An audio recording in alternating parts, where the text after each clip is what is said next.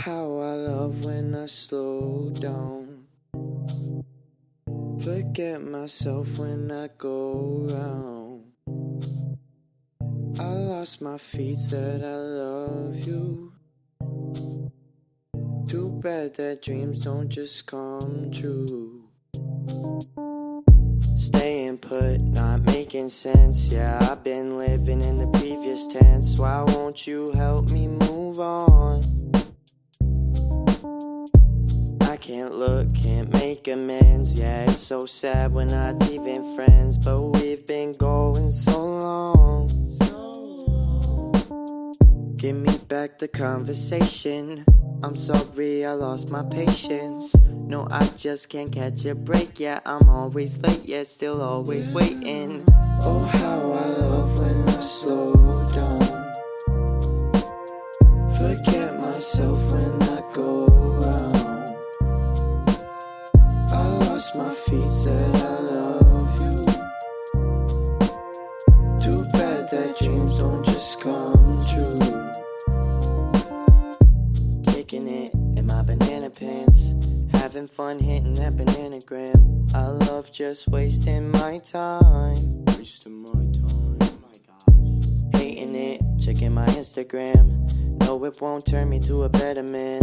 I know it's killing my vibe. Who am I to you? My words just seem inefficient. I'm scared of the recognition. I'm sorry, it's you I'm missing. To tell the truth, I can make it different. Oh, how I love when I slow down. Forget myself when I go round. I lost my feet, said I love you. Too bad that dreams don't just come true. Suddenly I can see the world as it's supposed to be, and the pain inside my heart has left my chest. Honestly, we can be anyone we wanna be, and the world can put our worry down to rest. But I can't find another broken light to bright my life up. No, I can't hold another broken soul to know it's over. No, it's not over. You are so cool. Yeah. Oh, how I love when I slow down. Forget myself when I go round. I lost my feet, said I love you. Too bad that dreams don't just come true. Yeah. Oh, how I love when I slow down. Kicking my banana pants. Forget myself when I go round. Who am I to you? I lost my feet, said I love you. Maybe I do. Too bad that dreams don't just come true.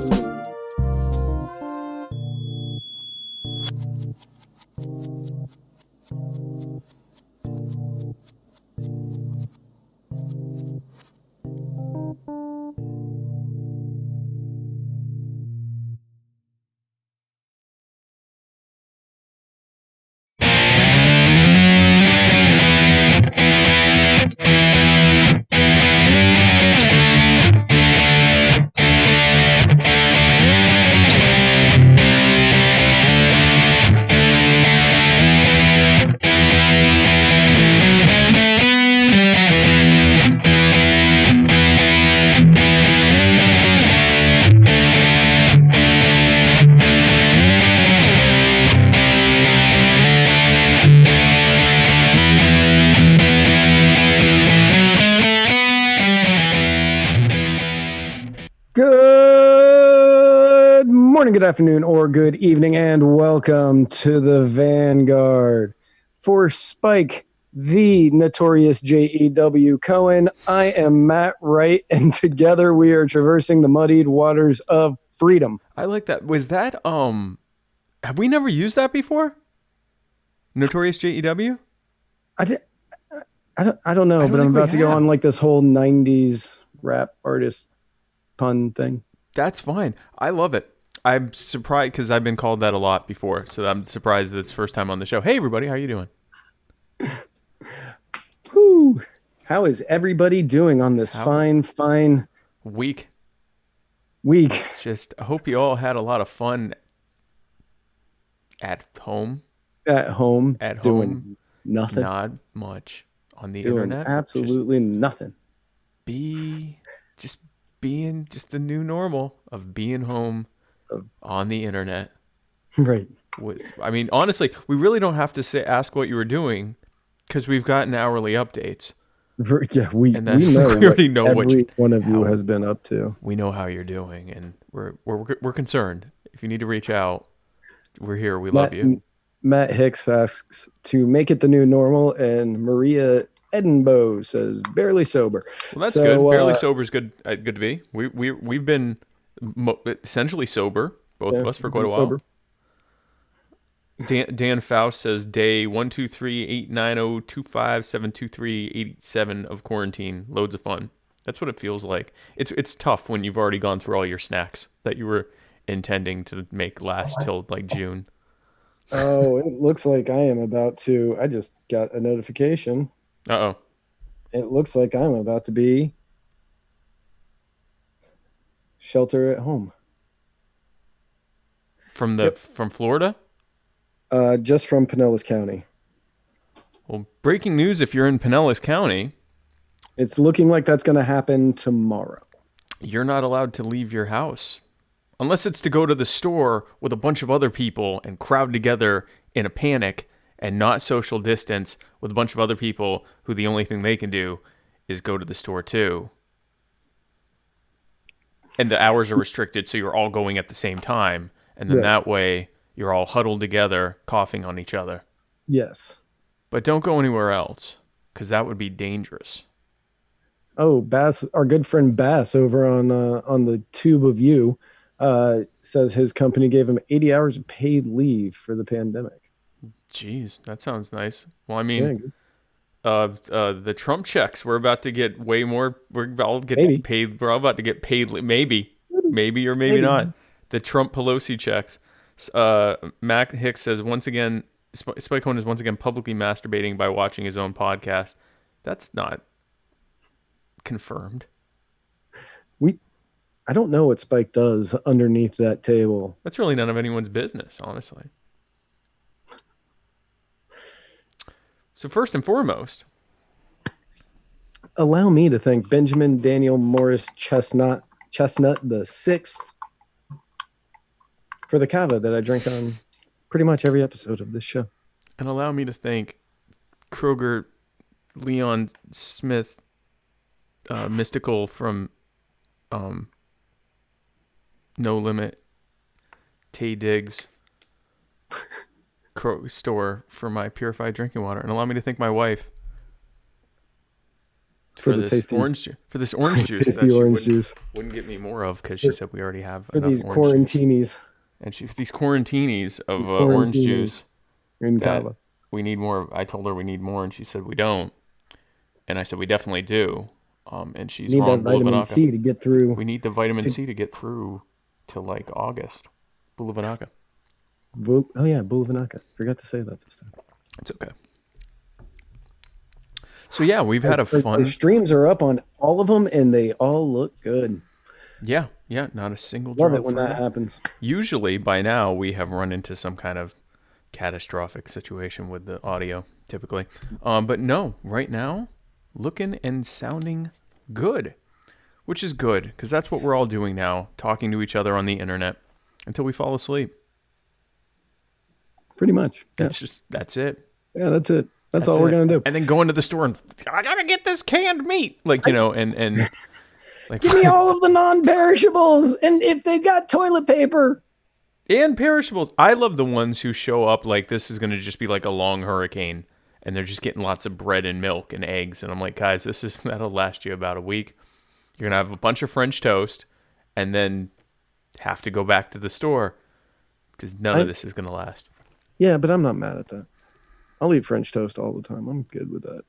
Right, but you have to keep going back. So if the whole thing is you're going to try to, quarantine for a couple months while things blow over, just wait for things to blow over. It's kind of hard to do that when all your food is going to rot in about a week and a half if you haven't eaten it, which you have because everyone's just sitting around eating all day. There's layers. There's layers to this. Lots of layers. Someone was talking about how the there's been a lot of blame on that. The reason there's so much, there's not enough food and that people are going through groceries is because people are hoarding. But most people eat out go out to eat at least once or twice a day, whether it's fast food or they go to a restaurant or whatever, takeout or something like that. Whereas now, like fewer and fewer people are doing that. They're having to actually eat at home. So there's been this shift in the market to groceries. Yep. And it's like everyone's like eating from stuff they got at the store, which is messing with the stores because they didn't anticipate that. Not sure why they didn't, but here we are. Bass over on YouTube asks, do you guys think that this kerfuffle will have a lasting effect on social norms such as handshakes? Which, yes, I think that in the future, it's all going to be kid and play kick. The kick hook thing? The kick hook thing. I think that is going to be the handshake of the future. Yes. And where you lock up and go around and jump around in a circle? And you jump around in a circle? Yes. So start practicing. This is going to be choreographed for everybody. So get ready. That, if nothing good comes from this, us bringing back the kid and play house party leg hook dance thing, yes. Yeah. That will have made this all worth it. Please, let's get that started. Let's definitely make that a thing. We will have to the next time. Well, I guess we can't get together because we're both quarantined, but we can maybe make some kind of weird Photoshopped thing of us doing that. I know that definitely needs to be a thing. That's a great idea, Matt. So speaking of kid and play, Joe Biden and Bernie Sanders, the kid and play of our time. Oh, by the way, this episode, first and foremost, of course, this episode is brought to you by the Libertarian Party Dad Bod Calendar, featuring the sexiest libertarian men to ever hang from a calendar. If you want to scare people away and keep them from, violating your social distancing nap, you can just wear one of these when you go out and have that there, and people will be scared to go anywhere near you, much less 6 feet. It's also brought to you by the Libertarian Party Waffle House Caucus, the most disease-free caucus in the party currently, because they're closing more and more of the Waffle Houses. So we're all having to stay home. We have buttons. Inbox me for those sweet, sweet buttons. Did you know Facebook does closed caption live? Really? Yeah, I'm watching it go right now. That's so cool. Where you at on that one, YouTube? Where you at on that one? It says that's so cool. Oh my gosh, that's so cool. Okay, all right. Yep. I'm not gonna like lose my composure about that. But that is really cool. So yeah, Bernie Sanders and Joe Biden on our continuing Not So Super Tuesday special that we have on every Tuesday. It's every Tuesday throughout the God-forsaken election cycle that we're going through right now. So a little upkeep from last week because we weren't going to be here for Arizona closing. Right. Biden got 39, Bernie got 28, Bloomberg 0, Warren 0. Yeah. Big shocker, Joe Biden wins another state. And then the abroad results, Democrats living abroad. Democrats living... Oh, gosh, you can't even see that. Or I can't see it that well. Anyway, Bernie won that. Yeah, Bernie won 58%. He won.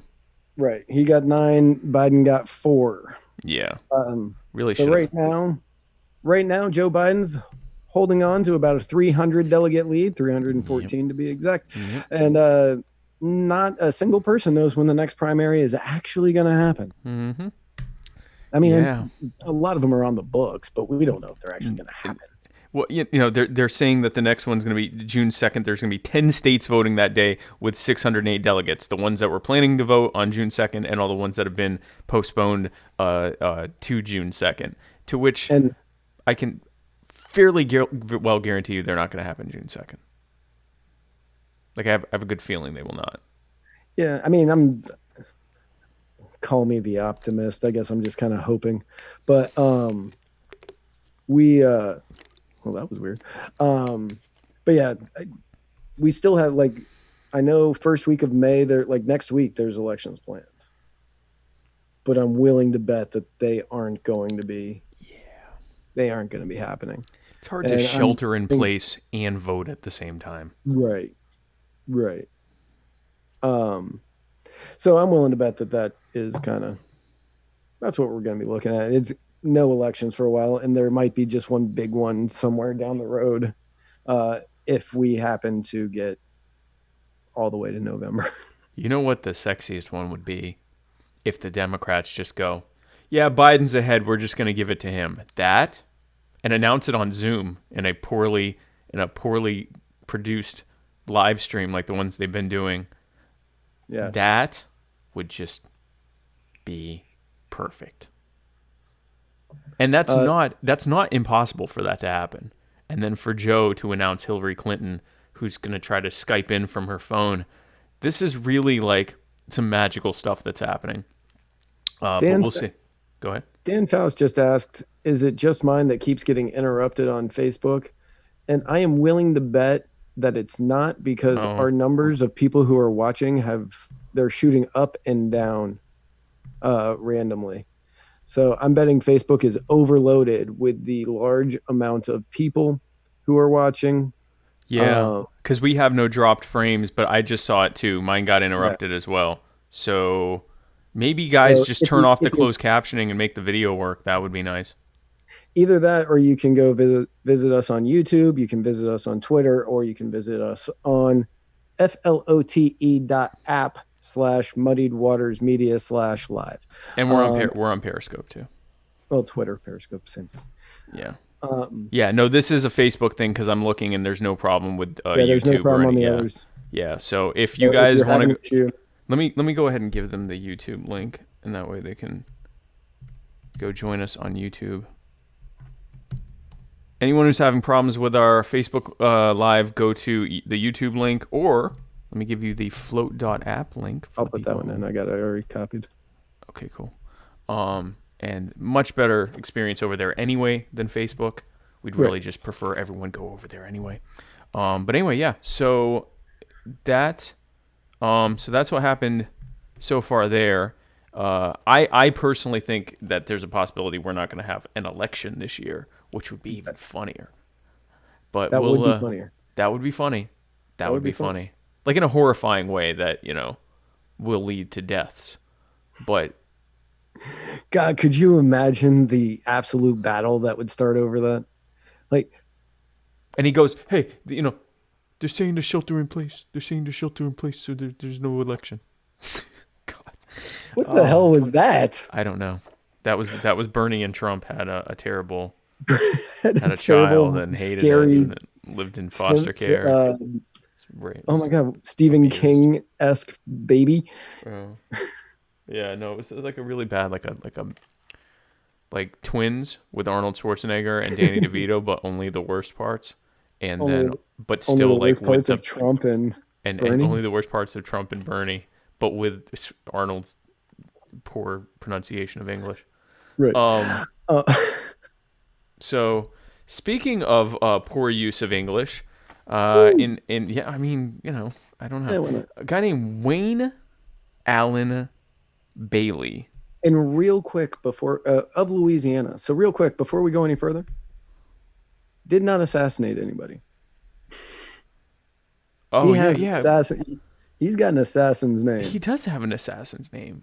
Wayne Allen Bailey of Louisiana. Assassin and or serial killer. Shot a political figure. Did not. No, did not do that. Oh, by the way, this episode is brought to you by personal injury attorney Chris Reynolds, attorney at law, chrisreynoldslaw.com. Put that right in y'all. And got my Chris Reynolds. Chris Reynolds and Chris Reynolds' face. I don't know. Like, this doesn't help marketing. Like, this is in no way. Go look for this guy if you need an attorney. So Wayne Allen Bailey, who did not have a fun week. When we were asking how everyone's week was, he would have said, not the best, guys. Yeah, not great. He put a post out having to do with this whole worldwide health kerfuffle. He posted, share, just in. Rapids Parish Sheriff's Office have issued the order if deputies come into contact with, quote, the infected, shoot on sight, Lord have mercy on us all, hashtag COVID-19, hashtag we need you Brad Pitt. Now, putting aside his crimes of grammar and spelling, which frankly are capital offenses, Wayne was telling a joke about World War Z, right, Matt? Yeah, it's a World War Z reference. Yeah, it's a World War Z reference, Brad, and that's why he's saying we need you, Brad Pitt. There in the second hashtag, and that's all it is. He is making light of the kerfuffle that is going on worldwide with health reasons, and yeah, that's pretty much it. Right. And he ended up getting into a little bit of trouble for this. As you can guess, that is not your normal photo. He did not take that willingly. Yeah, that's not a selfie. Right. I mean, it's a kind of selfie, but not the kind anyone likes. Right. Well, except in a selfie, you take the picture yourself. Oh, it's more of a Yui. Yeah, it's a Yui. It's a Yui bought and paid for by the taxpayers of, I'm going to guess, Rapids Parish. Rapids Parish, yeah. Mm-hmm. Because he was brought up on one charge of terrorism. Terrorism for that post. Now, this is absolutely gonna get thrown out at some point, or he'll plead down to like being a jerk or spelling poorly or something like that. Like, actually, Rapids Parish is spelled that way. That was the thing that I was the least worried about from that, because that could be because I was more just like, it's actually not as I'm a grammar Jew, and it's right. It's it is what it is, but there were some and so I mean it is what it is. So yeah, I was brought up on terrorism. This is going to be thrown out at some point. This was to scare people at home that if you post something we don't like, we're going to arrest you. But this will get thrown out. He might even get some money if he finds like an ACLU attorney or someone to represent him. Here's the problem. Sure he'll be able to. Yeah. Here's his problem. Or I guess here's the problem. At a time when the prisons are releasing nonviolent and jails are releasing nonviolent offenders and nonviolent accused people that haven't even gone to trial yet, so as to stop the flow of the coronavirus in the jails that are filthy, they're now putting him in there for making a bad, poorly grammared joke about a movie. A movie reference. He's making a bad joke about the brouhaha going on while making a movie reference. And he didn't even say he was going to do anything. Again, he posted that the sheriff's office was going to do something. Yeah. With, we need you Brad Pitt hashtag. Right. Like, this is so going to get thrown out. It's just such a waste of time. Like, what a bunch of nonsense. And speaking of a bunch of wasted time nonsense that is being postponed, the head of the International Olympic Committee, a man named Dick Pound, has decided that he's going to postpone a tremendous waste of time. For the first time since World War II, he is going to be postponing the Tokyo 2020 Olympics. Right now we're hearing that they're tentatively planned for 2021, but many of the athletes whose careers were nearing the end of their Olympian possibility just saw their hopes of gold taken to Dick Pound Town. Dick Pound Town. Dick Pound Town. Dick Pound here, giving you the I'm the mayor of Dick Pound Town, who wants a key look that he gives often. Which he definitely is the mayor of Dick Pound Town. I mean, you can tell that guy is the mayor of Dick Pound Town. Oh, yeah. He is definitely the mayor of Dick Pound Town. I mean, listen, it is clear that the IOC decided to try to soften the blow of the announcement that the Olympics were being postponed at least until next year by having it announced by a man named Dick Pound. It is clear that that was an obvious attempt to soften the blow The old softened dick blow. The old yarn. The old flaccid dick pound. The old flaccid soft dick pound blow town. Dick pound is getting soft. He's going to get... You look like you almost had a dick pound there, yeah. Yeah, this table's a little wobbly. That table's going to take you to Dick Pound Town, my friend. Right. So there's really, like, that's really the only story there. Most people would talk about how, like, you know, people's hopes are dashed and they've been, you know, doing their whole life. They've been training for this moment to be told that they can't. And, you know, some of them have a very short window. They might already be out of their prime by the time they do it again. If it's looking like an 18-month thing, they may not even qualify by then. That's what other people would focus on. We're just really, really amused by this man's name. Right. His name's Dick Pound. Dick Pound. Mm. He could have chosen Richard. Let's talk about this for a moment. Listen, okay, look, I'm going to let you know right now, that does not make a difference. It makes a small difference. It doesn't. Doesn't it? No. I feel like it does. No, as I have firsthand knowledge of this, it makes zero difference. So if he went by Richard Pound, people would still call him Dick Pound? Yes, because everybody knows that that's what the nickname for that is. What if it was Rich Pound? If it's Rich Pound, you could probably get away with it. Right. So Rich Pound, Andy's like giving this, like, you know, devastating international news. I feel like the last name Pound, like Rich Pound, sounds like you're just getting screwed by the 1%. Which again is not as powerful as Dick Pound. Dick Pound. Dick Pound. Dick Pound. Hey everyone here. I wish I had gotten I hope when he comes up to the, you know, up to the dais or whatever, when he gives his announcements, he goes, "Hey everyone, it's Dick Pound here," and then just looks at everyone really uncomfortably as like a real, like, alpha energy thing for like a solid 20-30 seconds. Dick Pound. He had to have gotten beat up a lot. Dick Pound. I mean, you know, maybe not. Maybe this guy, like, I mean, we don't know. Unless he just slayed and then... That's what I'm saying. He may have I'm not just... going to make fun of him. He may have, like, kicked everyone's ass. Like, he may have been like, yeah, I mean, you know, it's like the whole boy named Sue thing. Like, you know, guy named Dick Pound. I don't know how one becomes the head of the International Olympic Committee, but maybe he just pulls left and right. Maybe he's, you know, the old dick pull. So we've dick pounded that story into the ground. Speaking of, I don't have a good segue here. Something that's also in the ground. Oh God. Probably isn't yet, actually, with all the... Yeah, that's fair. All the whole corona He will be thing. soon. He will. Someone who's facing the ground. Kenny Rogers, the gambler. Chicken aficionado? Yeah, chicken aficionado. I'm going to let you... I don't get the references here. Go ahead. Well, the gambler, Kenny Rogers, he is the gambler. He sang the song and was the actor on television. Chicken aficionado. Because of Kenny Rogers' chicken. Oh, yeah. He started with a penchant for singing, passed away from natural causes this week under the hospice care, proving that he, of all people, definitely knew when to walk away. Or run.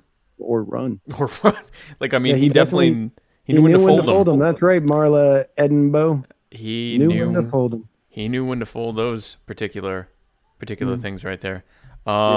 So yeah, I mean, Kenny Rogers is like a very talented artist and musician, and he will be greatly missed. And it's really sad that was awesome. I never had his chicken. Was it good? His chicken was really good. They had that whole Seinfeld episode about it. I remember that, but I never actually when I saw that episode, I thought it was fake. I didn't know there was such a thing as Kenny Rogers chicken. And then it turned out, no, it actually is, and people say it's good. I've never had it before. I hate to say it, but whenever I think of Kenny Rogers, I think of whoever played Kenny Rogers on Mad TV, and the Jackass skits. It's like, hey, this is Kenny Rogers, and this is Jackass, and then they would do stuff. Yeah, it was the fat guy, right? Yeah. I can see his face. What was that guy's name? I can't remember his name. Anyway, whatever. Yeah, so he did that, and I hate that that's what I think of. That and The Gambler. But he definitely, I mean, Islands in the Stream.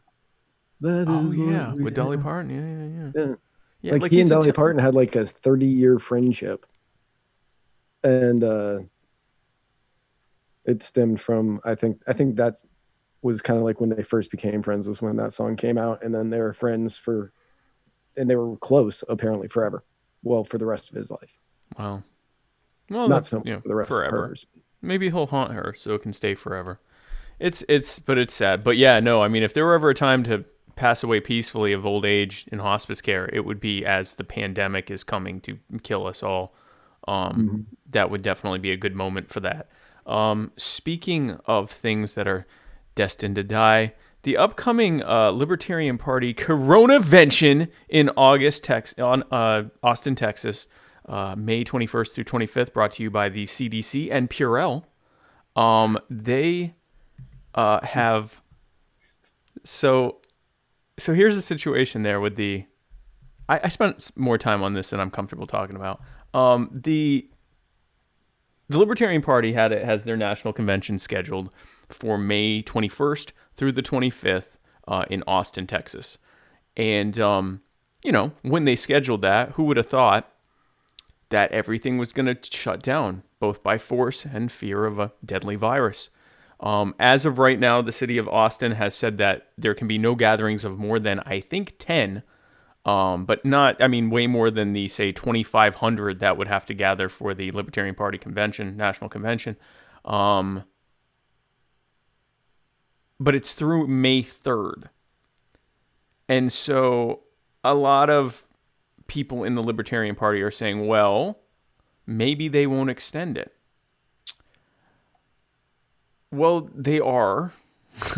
And the reason they are is because at that point, according to some people, there might be tens of millions of Americans needing hospital care across the country.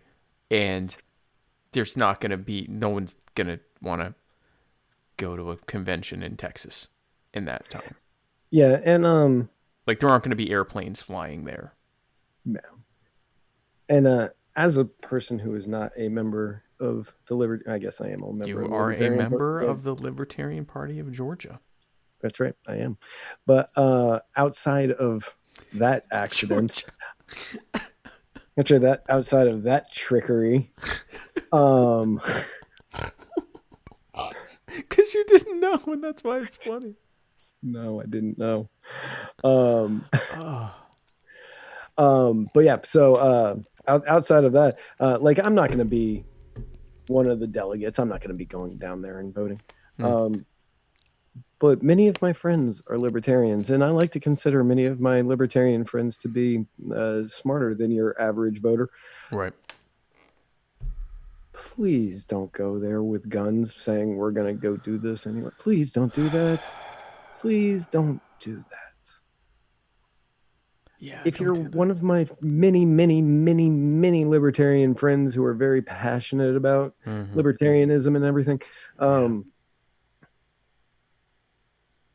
show the world why you're smarter. Yeah.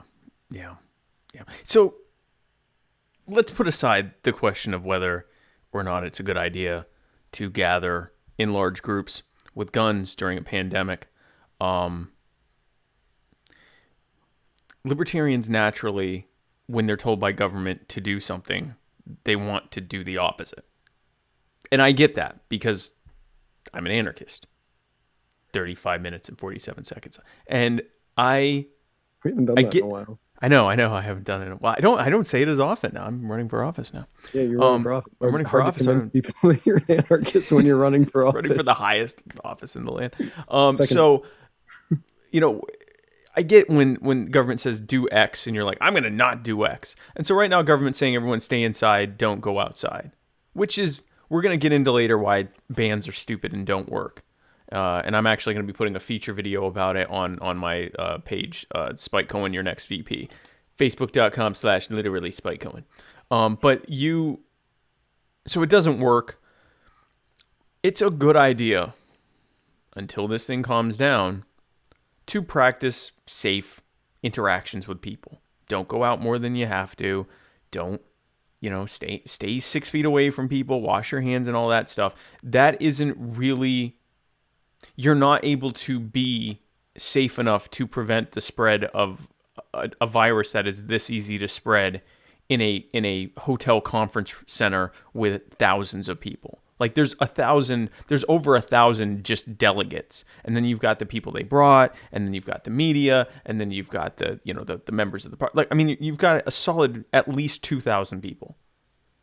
It's not possible for everyone to take up 6 feet in every direct. Like, it's just not possible. It's not possible for everyone to be washing their hands. They're all going to be using the same bathrooms. Like, it's just, there's a reason that we're being advised not to do this. We shouldn't be forced not to do this, but we should, as libertarians, make a smart choice not to do this. So hopefully, supposedly the LNC is meeting to talk about contingencies. I know the bylaws supposedly don't allow for there to be a virtual, remote convention, but there's got to be something we can figure out that is not, even if it doesn't comport with the exact law, this idea of just doing it anyway is just, it's not a good one for the personal health of the people that go and their loved ones, and also for the perception that would give of everyone else that libertarians are every bad stereotype that they're told we are, that we don't care about others, we don't even care about our own health, we just care about making a point that we're going to do whatever we want, and that we usually have guns when we do that, and that we don't care how much damage it causes or how absurd it looks. So let's not do that. Yeah, let's not do that. Let's do not that. Yeah, that would be better. Let's go do something that's not that. Bass said, I went out shopping for groceries today and was hyper concerned people walking around with gloves and masks. I mean, honestly, if there are people with gloves and masks, that's probably better than them walking around not like that. Like, I mean, there are so many people that have this that have little to no symptoms, and they're like, oh, I feel fine, but they're sniffling on their hands and then touching stuff and what, like, they don't realize that it might not be seasonal allergies, or it may be seasonal allergies, but they're also having an asymptomatic, experience with the disease, and they won't ever notice, or they won't notice for a couple weeks. So if they're taking those precautions, I'm actually happy to see people like that. What I'm not happy to see is when I go to the store up the road and everyone's crowding on each other and hugging each other and, wanting to strike up a conversation with me and, don't want to do anything even remotely social distancing in any way whatsoever. That bothers me a lot more than people like keeping their distance and having gloves and surgery. I mean, surgical masks are a bit much unless you're coughing and sneezing, but I'd rather you wear it than not. I'd rather that than what I see the tourists doing, who apparently everyone's still going on vacation, which is just hilarious. Yeah, that's so. I live in Pinellas County, Florida, right? And spring breakers are everywhere. Whenever I go out, I see them, and they're out here, and they don't care. When people are like, oh yeah, Florida man's crazy, they don't care. They're out on the beaches doing whatever. No, it's not. It's everybody else that's doing it. Most of the Floridians I know are comfortably hanging out in their houses, happy. Just, all right, I'm at home. I'm going to watch Netflix or Amazon or whatever. Yeah. There's a whole thing. Oh, go ahead. Yeah, it's just insane when you see videos like we posted that video. The human centipede, yeah. Yeah, the beer luge centipede, and people were lined up. ATM for anybody who knows what that means, and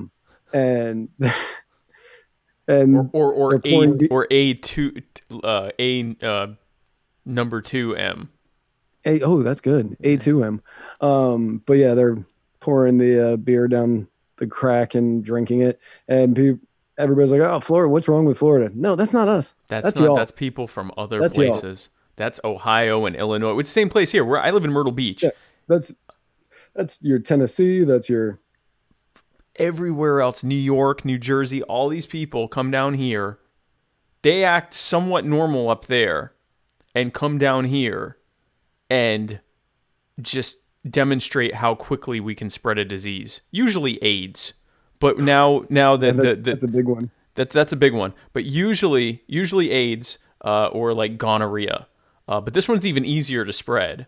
But they're still using like gonorrhea protocol. Like, right. We got to really spread this thing.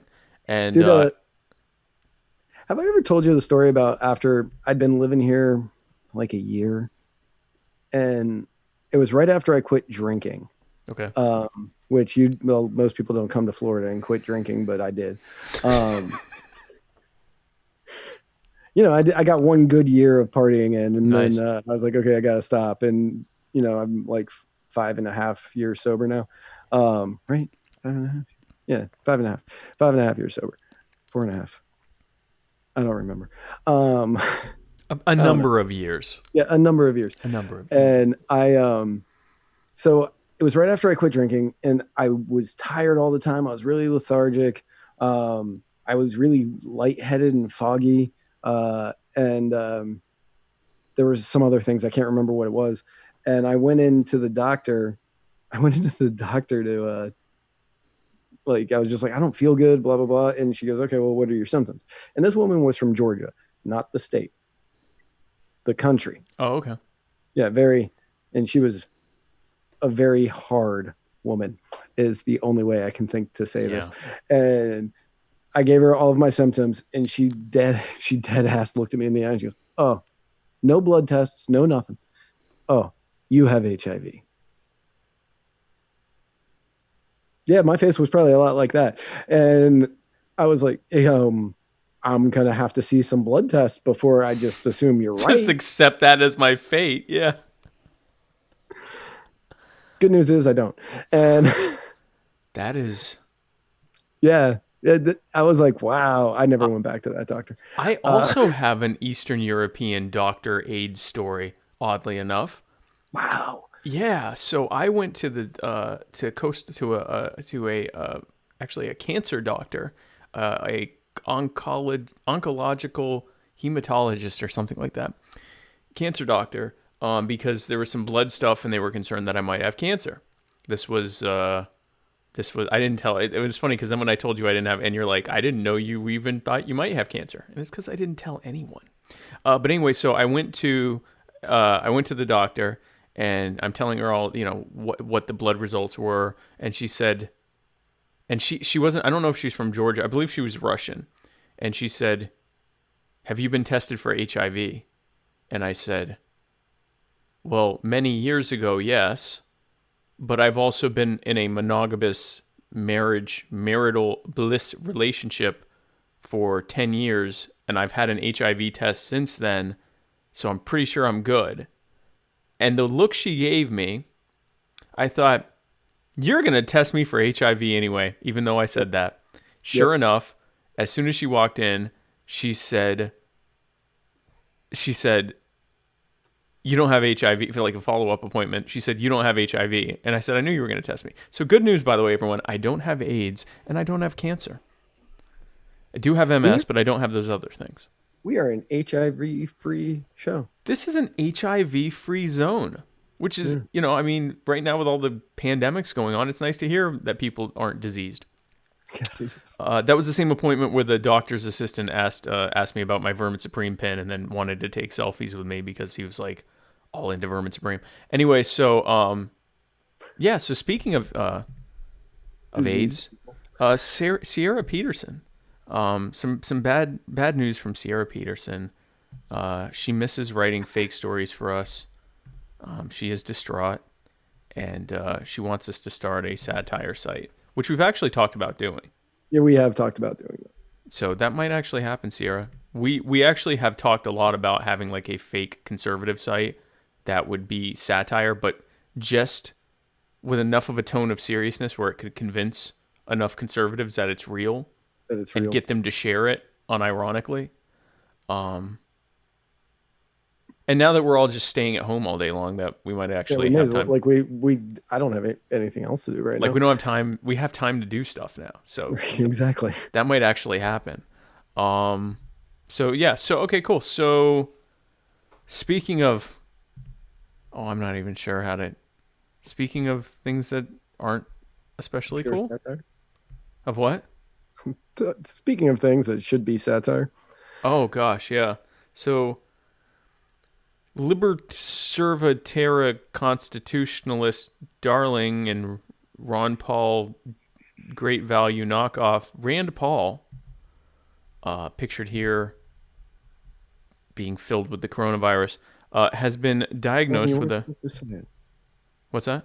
You're not supposed to say it. Oh no. Yeah. Diagnosed with he's been under the weather. Yeah, diagnosed with a bit of illness. A bit of a hoax, as his father would say, scaring many of his fans and followers there. And of course, because he's now locked away, he and a few other Republican senators are now locked away.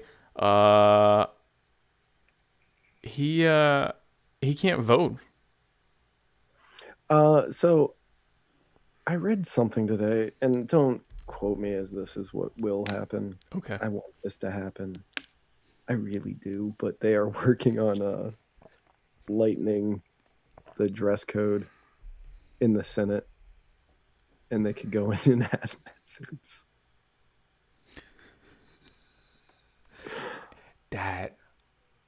I hope that happens. Oh man.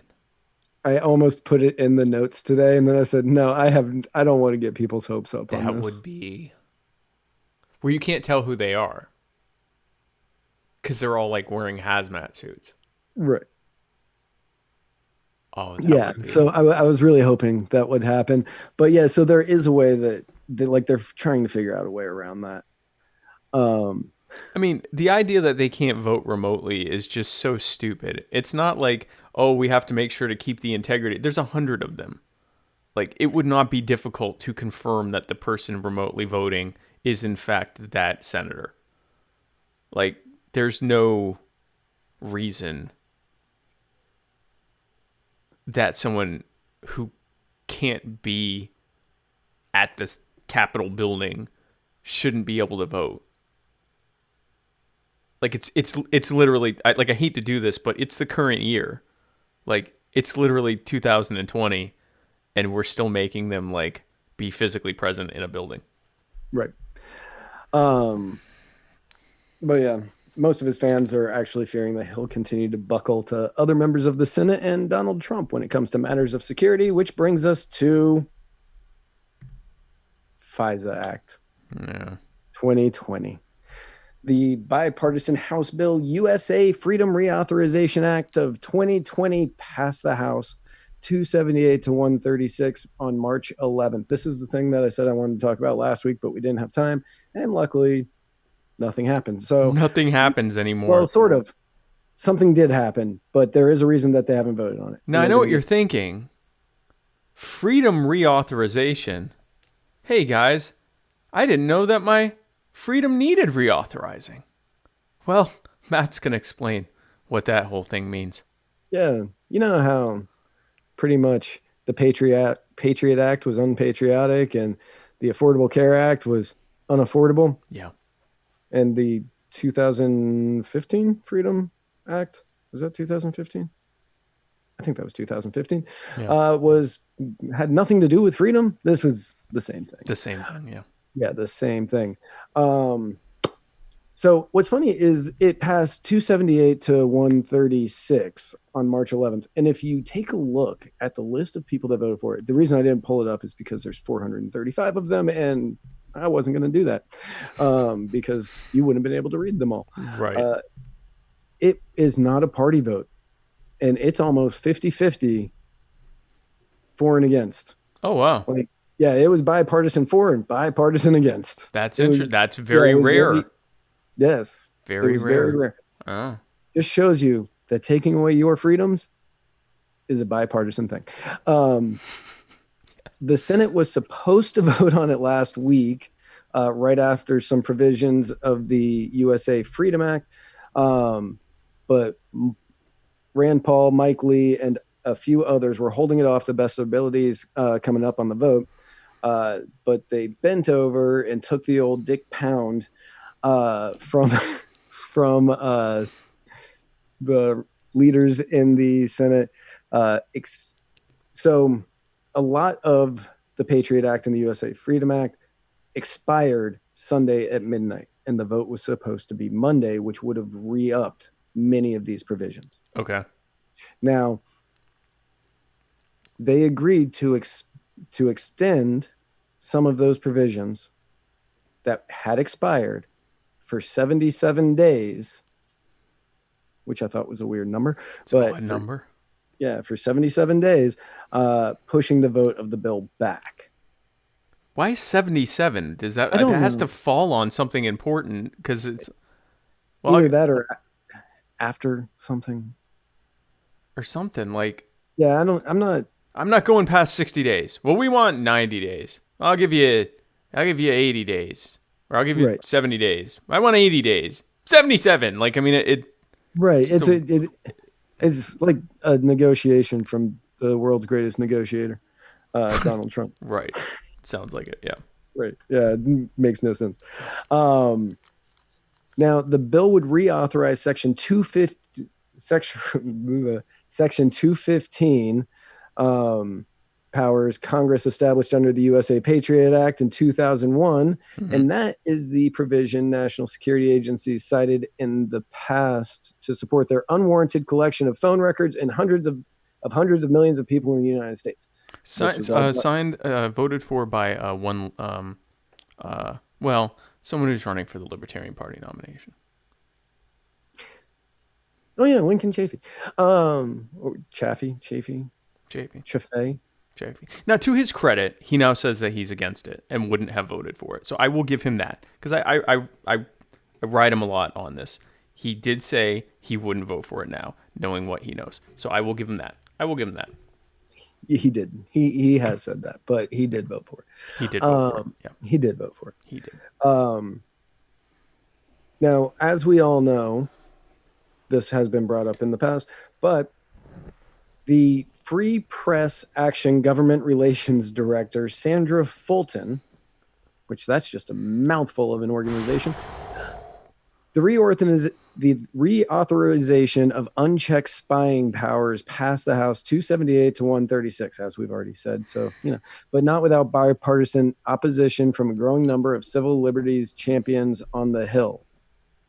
I will say that going through that list, you would not think, bunch of civil liberties champions in this bill. But whatever. They voted against this thing, so I'm not going to hit them hard. Good for them, yeah. Right. 75 Democrats joined 60 Republicans and one independent, we all know who that one is, to say that this legislation didn't do enough to protect the privacy rights of the people in the U.S. That's nearly 50 more votes against them than the last time Section 215 was up for renewal. Baby steps.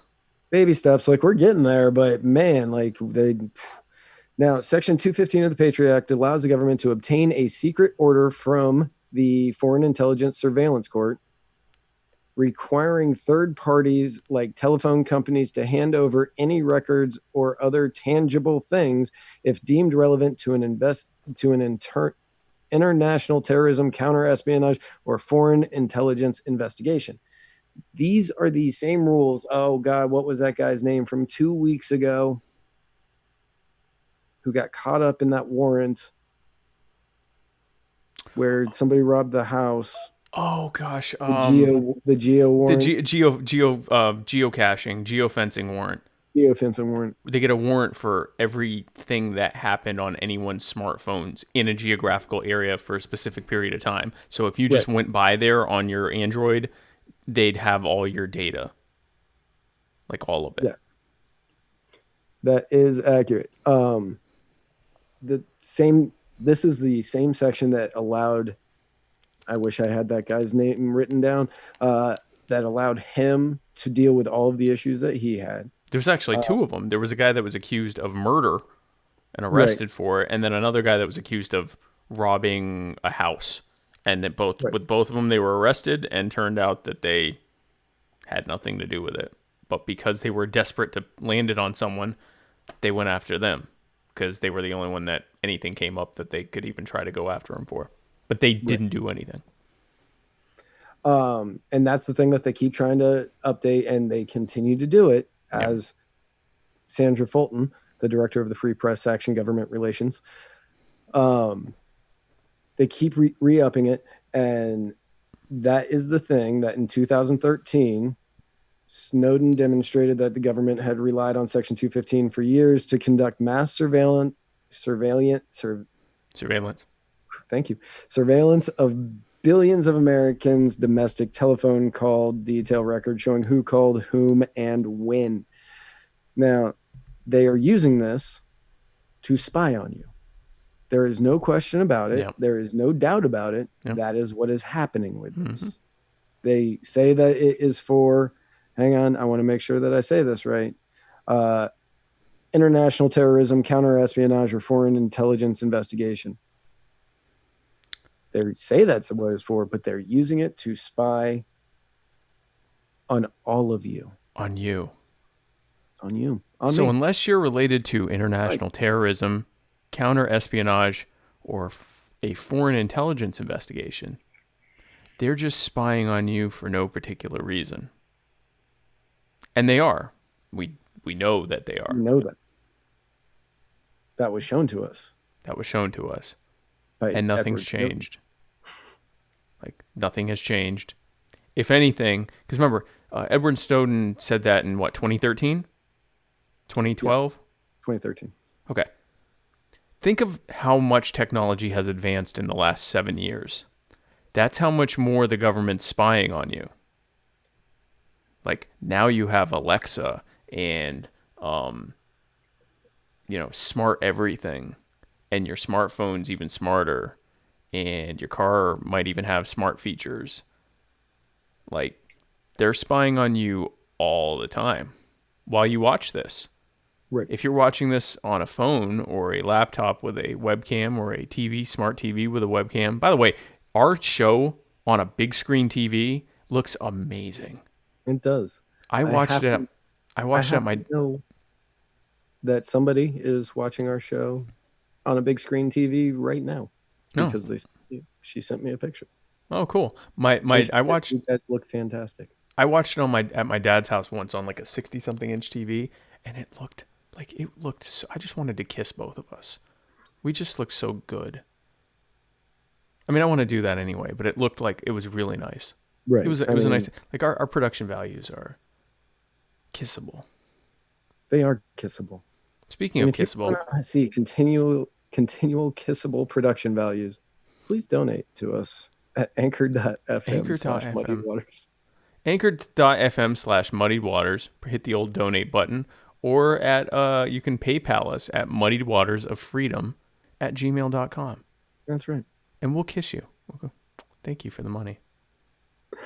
Many of the fixes in the Freedom Reauthorization Act failed to put in place stronger reforms favored by privacy, racial justice, and civil liberty advocates, most of whom support an alternative bill, the Safeguarding Americans Private Records Act, which I have not looked into yet, but I will now.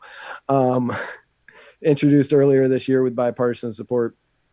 But with all of this going, like with this happening, and much like last week when we were talking about the Earn It Act, you have the USA Freedom Reauthorization Act and the Earn It Act happening.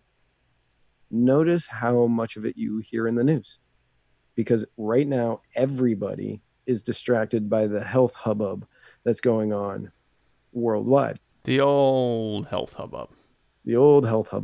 And it's based on they're being able to do these things now easily because everybody is distracted by the media telling them they're going to die. And I'm not saying that you're not, like, this isn't a bad disease. I'm not saying that this is a hoax. I'm not saying any of that. But you're being so heavily distracted by a very serious, frightening thing that's the only thing they talk about. Right. That government is... We're focusing, even when we talk about government overreach, we're talking about government telling us to stay in our houses. We're not talking about the fact that the government is finding new and exciting ways to infringe upon your privacy, including where we talked about, what was that last week with the Earn It Act, right? Yeah. Where they're basically finding a way to kill and end end-to-end encryption. Right. That long term, as serious as this virus is, ending encryption will infringe upon the average person on this planet long term, 5, 10, 20, 30 years from now, far more than a virus will. And I am not saying that to underplay how serious this virus could be. Hundreds of millions of people or tens of millions of people could die worldwide from this virus. I am not underplaying the seriousness of this virus. That is how serious this encryption thing is. Right. What we are doing with both of these things is showing you how important these things are and how they will affect you long after we've forgotten about this. Yep. Like decades later, 20, 30 years later, we've well past moved on. It's a terrible, it's a terrible moment in our history that we talk about, and this will be affecting us every day and getting worse. So we have, on a cheery note, we now have our next segment, which we invite you to be taken to Dick Pound Town by personal injury attorney Chris Reynolds with our personal injury attorney Chris Reynolds, attorney at law, anchor call-in moment. And I'm pulling up. This is a quick reminder to everybody out there. Yeah. Just because it's called the personal injury attorney Chris Reynolds, attorney at law, anchor call-in moment, does not mean only Chris Reynolds can call in. Yeah, we actually invite everyone to take time to call in for the personal injury attorney Chris Reynolds, attorney at law, anchor call-in moment by going to anchor.fm, and there's like a leave a message button or something like that. Yeah, anchor.fm/muddied waters, and there is a leave a message button. Yeah. And you just hit it, and it will record for up to 1 minute. Yeah, and you can leave multiple ones. Chris does that sometimes. Last week he had a bunch of them. This week it's just the one. But we, we welcome your questions. We welcome your donations, but we also welcome your questions. We welcome both equally. We welcome. Well, the money we could. Money. Priority. We look forward to that bet more, but we look forward to that more. But we welcome both equally. That's true. Yeah. That's a good way to put it. Right. We want the money more, but we're equally welcoming of both. So here is our message from personal injury attorney Chris Reynolds, attorney at law. Personal injury attorney Chris Reynolds here with your Media Minute. For those of us who are stuck indoors and have been for a number of days, there's only so many things that we can do. And I would love to hear what the Muddied Waters media team would say is maybe their top 3 or top 5 movies to watch while quarantined at home. Thanks. I'll let you start with that, but I do have a couple things that I've been watching. Top 3 or top 5 movies to watch while being quarantined? Does he want quarantine theme, or does he just want movies that... I don't know. Here's what I'll tell you. Like, everyone wants to watch Contagion and stuff like that right now. I am not interested. Like, I'm living that. Like, I don't need to watch a movie to scare me about diseases. I'm good. That's just me personally. I know some people that helps them cope. I don't need to see that. Okay. I'd like something to distract me from that. All right. So we're looking for distraction movies. All right. So we'll do a couple of different categories. If you're looking for comedy, I highly recommend Jojo Rabbit. Really? I definitely recommend. That movie was so good. Okay. That movie was so good. And I understand your trepidation about wanting to see that movie. I've heard so many good things about it. I just am. When the trailers first came out, I was extremely concerned at the idea of making Hitler into this kind of lovable character. And so that has kind of concerned me. But I will say that, I'm being told that that's not really that's not what they were doing. Yeah, it's about this young Nazi kid who looks like he could be related to me. It's about this young Nazi kid who he's growing up during World War II, and everything he has ever heard is Hitler's great, Hitler's great, Hitler's great. And he made Hitler his imaginary friend. Oh, okay. So it's not really Hitler. Okay. It's this little kid's imagination of what Hitler is like based on everything that he has been told. Okay. That movie was just fantastic. Big time recommending it. What other good comedies have I seen recently? Man, I've been watching so much TV, like shows, not movies. I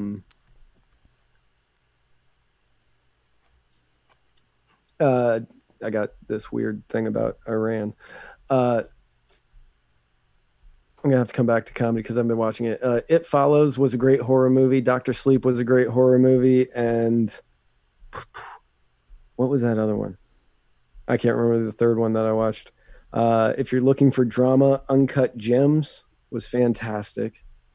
If you want to see Adam Sandler play off character, Uncut Gems is a great way to go. I can't believe he didn't get nominated for that movie. Uncut Gems was good. Ford vs. Ferrari was very good.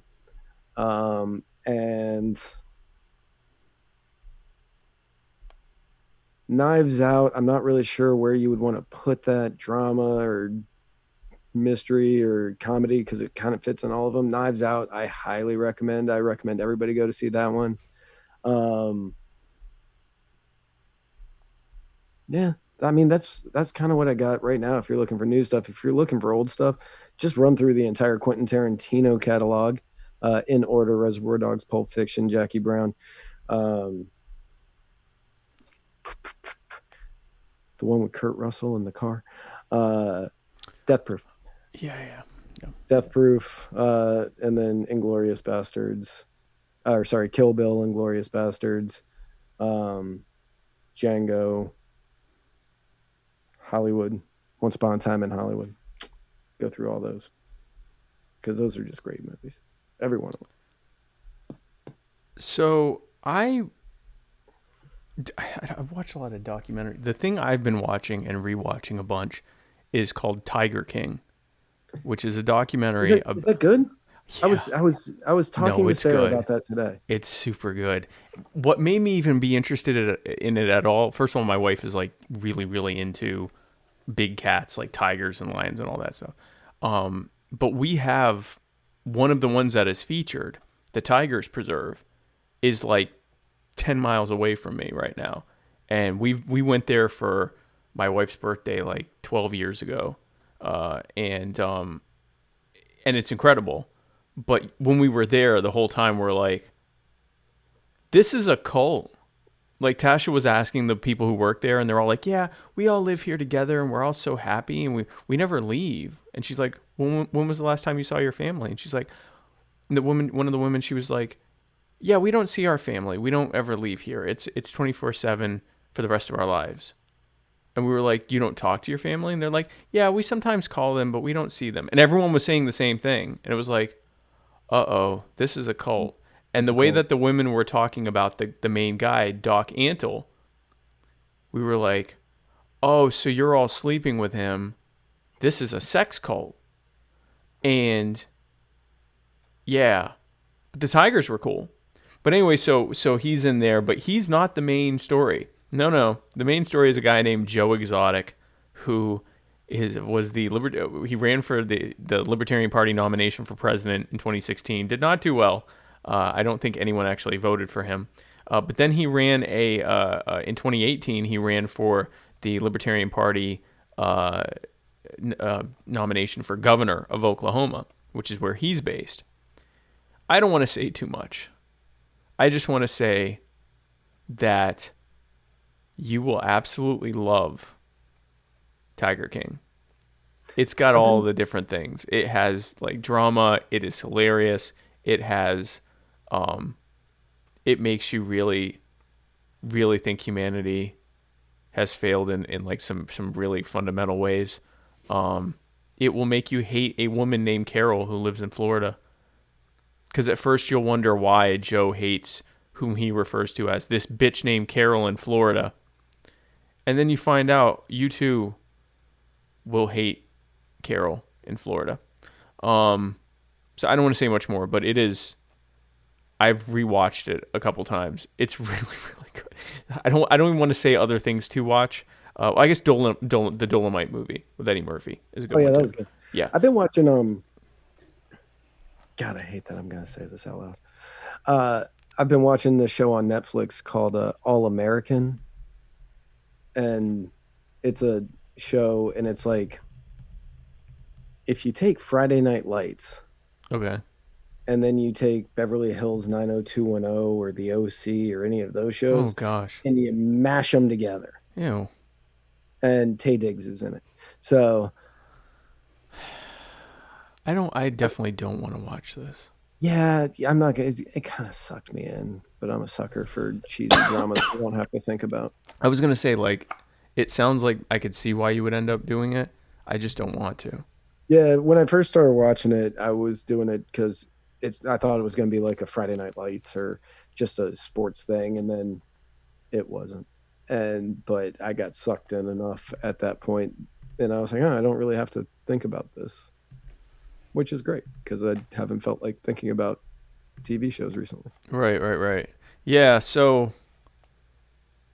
yeah, Tiger King, and oh, here's something not to watch. Love is Blind. My wife made me watch the first episode of that, and I Is that the hated. reality show? That's the one where they have the men and the women separate, and they have them meet, but they don't get to see each other. They're in this like room, these like really comfortable looking lobby like rooms that they can hang out in and talk to each other on these dates, but they can't actually see the other person, so they don't know what they look like. And the whole premise is like, well, I just don't want to like have him like me for my looks. I want him to like me for who I am. Everyone's attractive. Like if I was there and I'm there with all the guys and I'm like, okay, all these guys are attractive. I'm attractive. Unless this is some like, unless the name of this show is like, dating a swamp pig or something, and like all the women are unattractive. I have to assume that unless there's some cruel trick being played here, that they're also attractive. And conversely, the women looking at each other and going, well, we're all hot, so clearly the guys are attractive too. So that to me just completely, the whole premise of like, well, I don't know if he's going to like me for me, or if it's because you can assume that they look good. There were a couple there that were, but like for the most part. So right there, they lost me. Right there, I was already yelling at the TV. And my wife's like, give it time because you're really going to love it. And your wife sounds nothing like that. No, I know. That's how she sounded in my mind when she was saying this. And so I'm watching this, and sure enough, I figure out why she wants me to watch it. Because there's this white guy, black woman romance. Yeah. And she's like, they're us. And I'm like, no, they're not.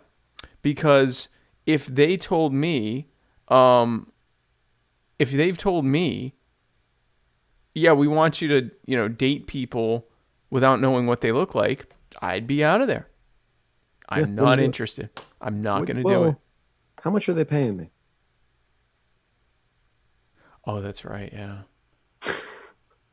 I'm assuming you get paid to be on these shows. I don't know. I've never. Oh, yeah. No, you're right. So depending on how much they're paying me, yeah. That's a good point. If they were paying me enough, I'd play it out. And I'd just have to try to figure it out from their voice. Yeah. Pretty much. Which with my wife wouldn't have worked. No, that would not have worked. So, anyway, so yeah, in that show, can you ask like, so what do you look like? Oh, they'll say like, are you tall and stuff like that. But I think the whole idea is they kind of discourage that. Like they're trying to just find out about each other and like who they are as a person. So she made me watch the entirety of the first show. She made me watch a little bit of the second show. And then I was done. She was like going through the parts of the other episodes that she wanted. And I'm just like, I'm done. I was like, I can't do this. I don't want to do this. So I would recommend not watching that. Unless you want to watch like The Bachelor, but they can't see each other. It's just no. Watch Tiger King. You will love Tiger King. Tiger King is everything that Love is Blind isn't, which is why it's good. It's the polar opposite of Love is Blind. Dan Faust over on YouTube says, I've been single for like 2 years now and I'm a shorter, fat guy. That would be hilarious to see those reactions. Look, George Costanza was a shorter, portly man. Mm-hmm. And bald. Yeah. And George Costanza, he did all right with the ladies. He did okay. He did well. Like, they tried to play it off like he wasn't doing well with the ladies, and I thought, no, I think he's been doing pretty well on this show. He's doing all right. Like, he always talks about, oh yeah, I'm still single or whatever, and I'm like, you just went out on like 6 dates last week. Yeah. But remember, you're probably better looking than George Costanza. Oh, I know he is. I'll vouch for that. Dan Faust is way better looking than George Costanza.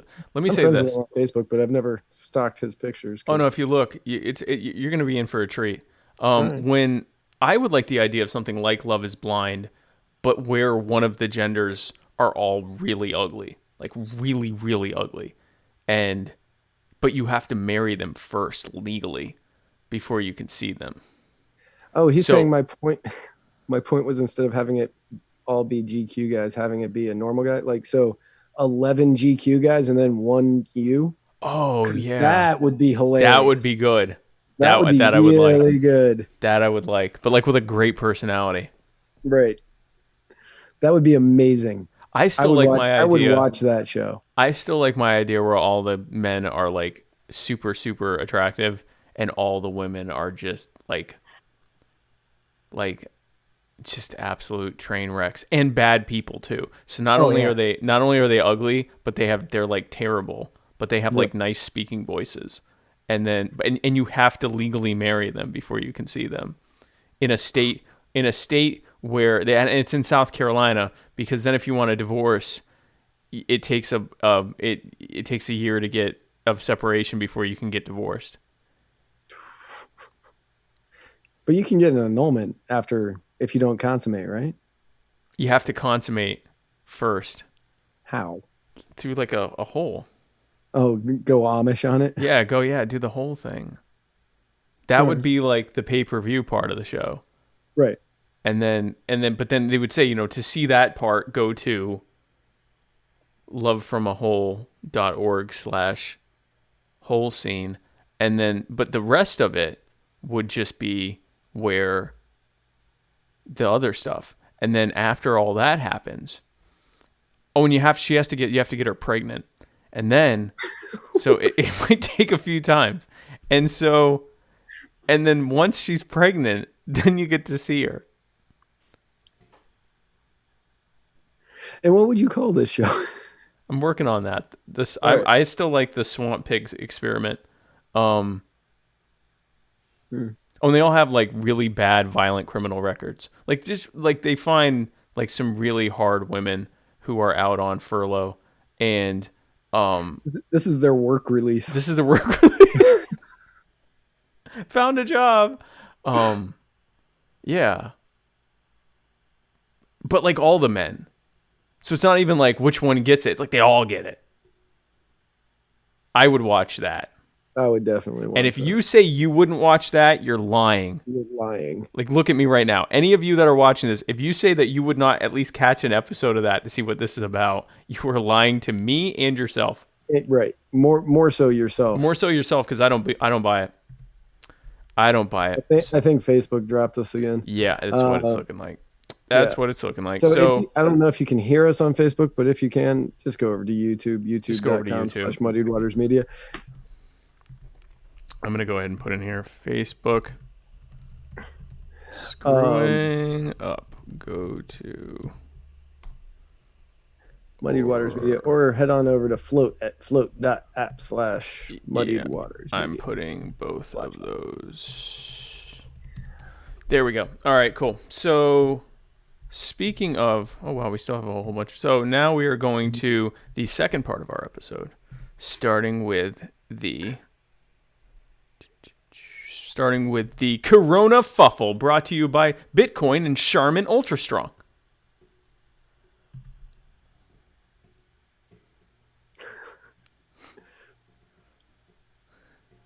Never mind. Kind of surprised, but Purell wasn't in there. No, Purell was in the Coronavention. Yeah, Coronavention with Purell. You're right. Corona Fuffle with Bitcoin and Charmin.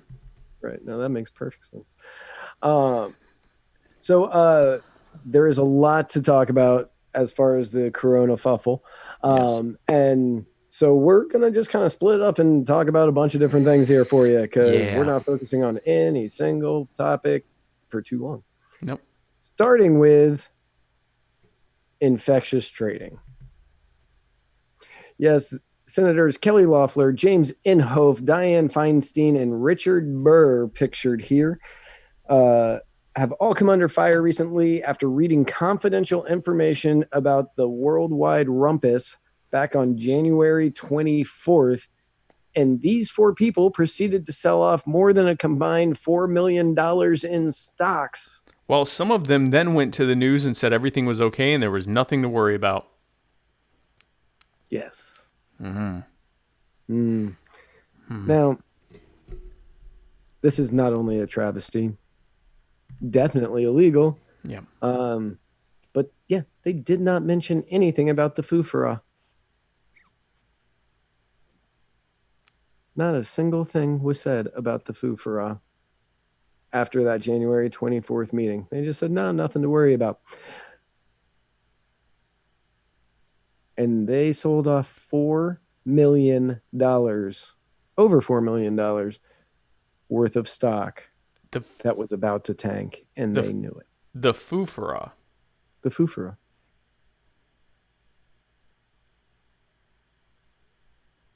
The foofara. Now, Matt Gaetz. Gates. I was going to let you say it. Matt Gaetz, yeah.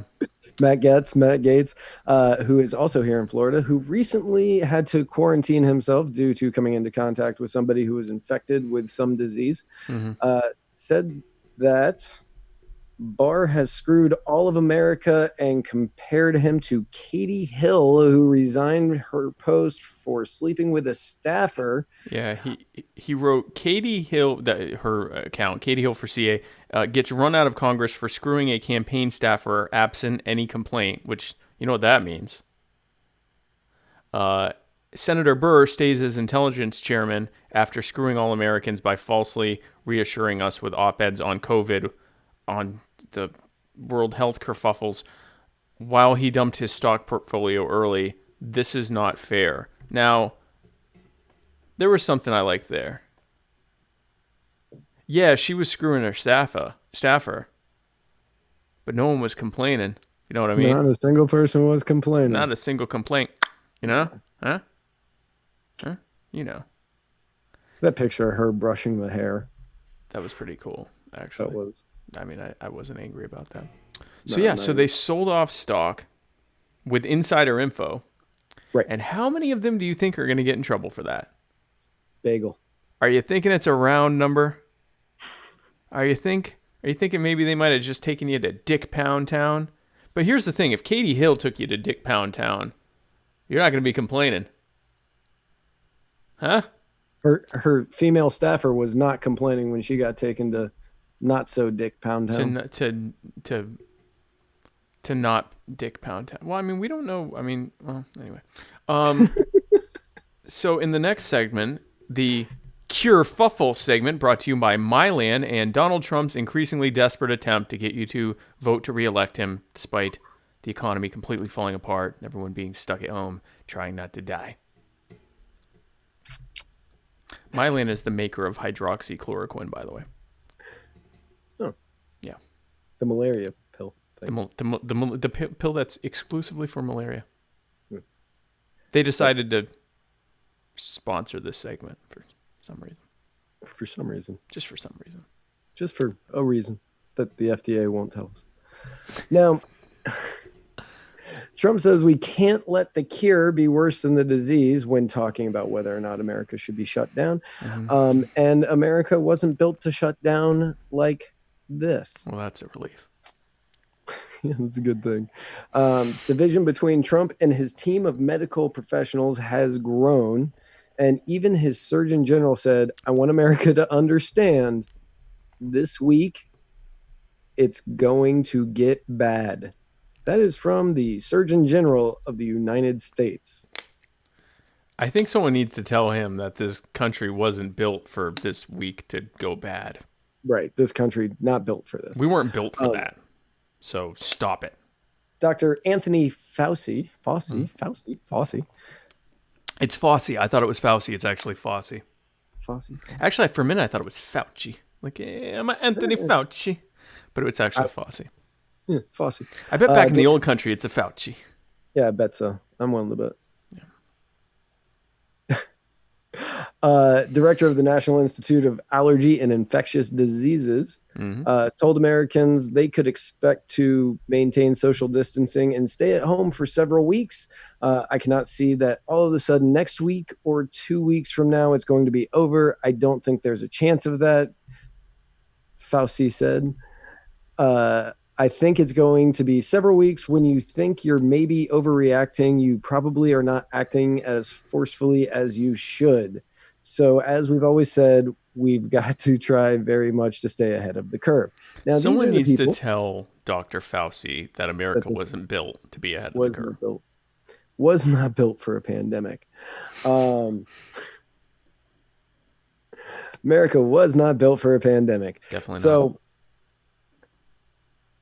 These are the medical professionals that are around Trump. And he's going, nah, it's fine. I've got a good feeling. I've got a good feeling about this. Lots of smart doctors out there telling me it's going to be okay. It's going to be okay. This country, not built to be shut down.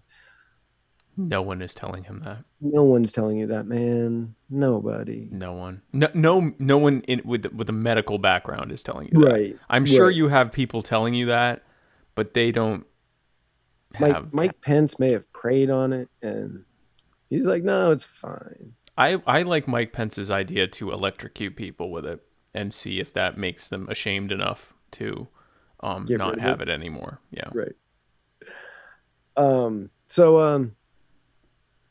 The cure for America, based on what Donald Trump is saying, is to get back to work with other people.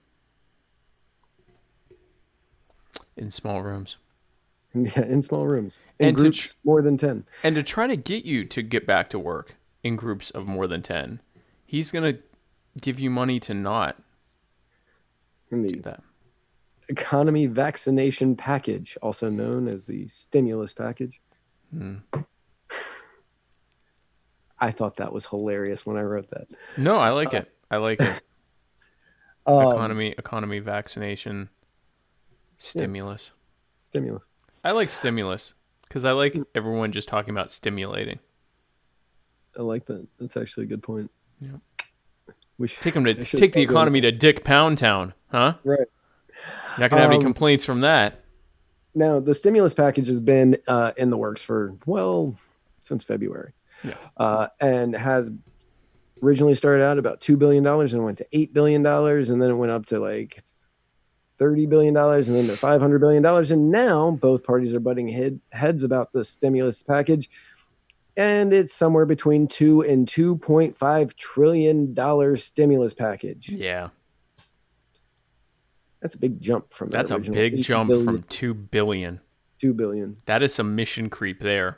That is a 100,000% increase. Right. Yes. Yeah.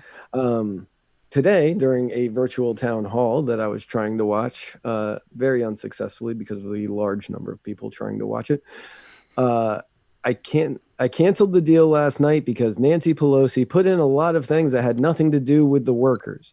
They start throwing Green New Deal stuff in the boardroom, what they will look like.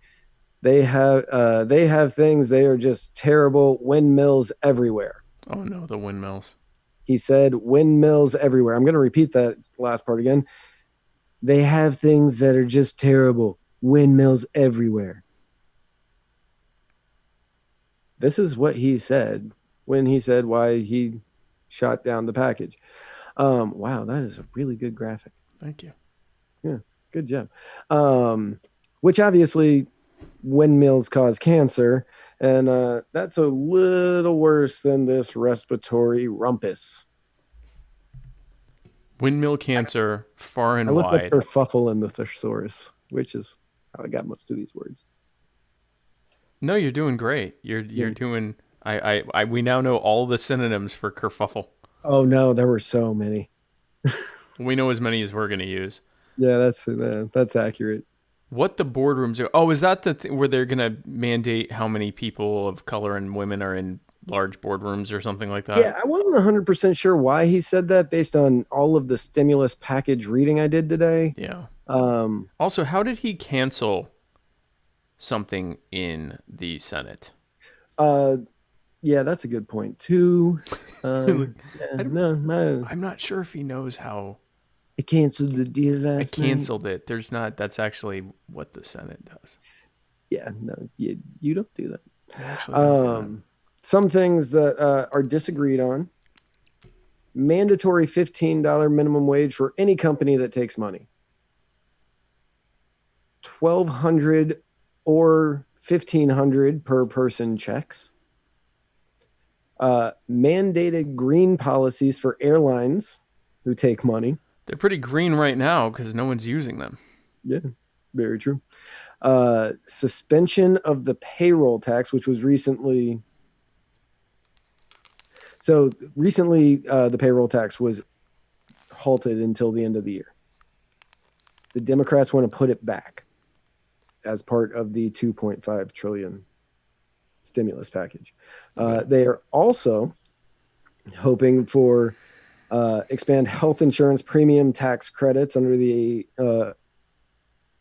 so-called Affordable Care Act, expand the earned income tax credit, the child tax credit, and the dependent care credit. They are taking our lives.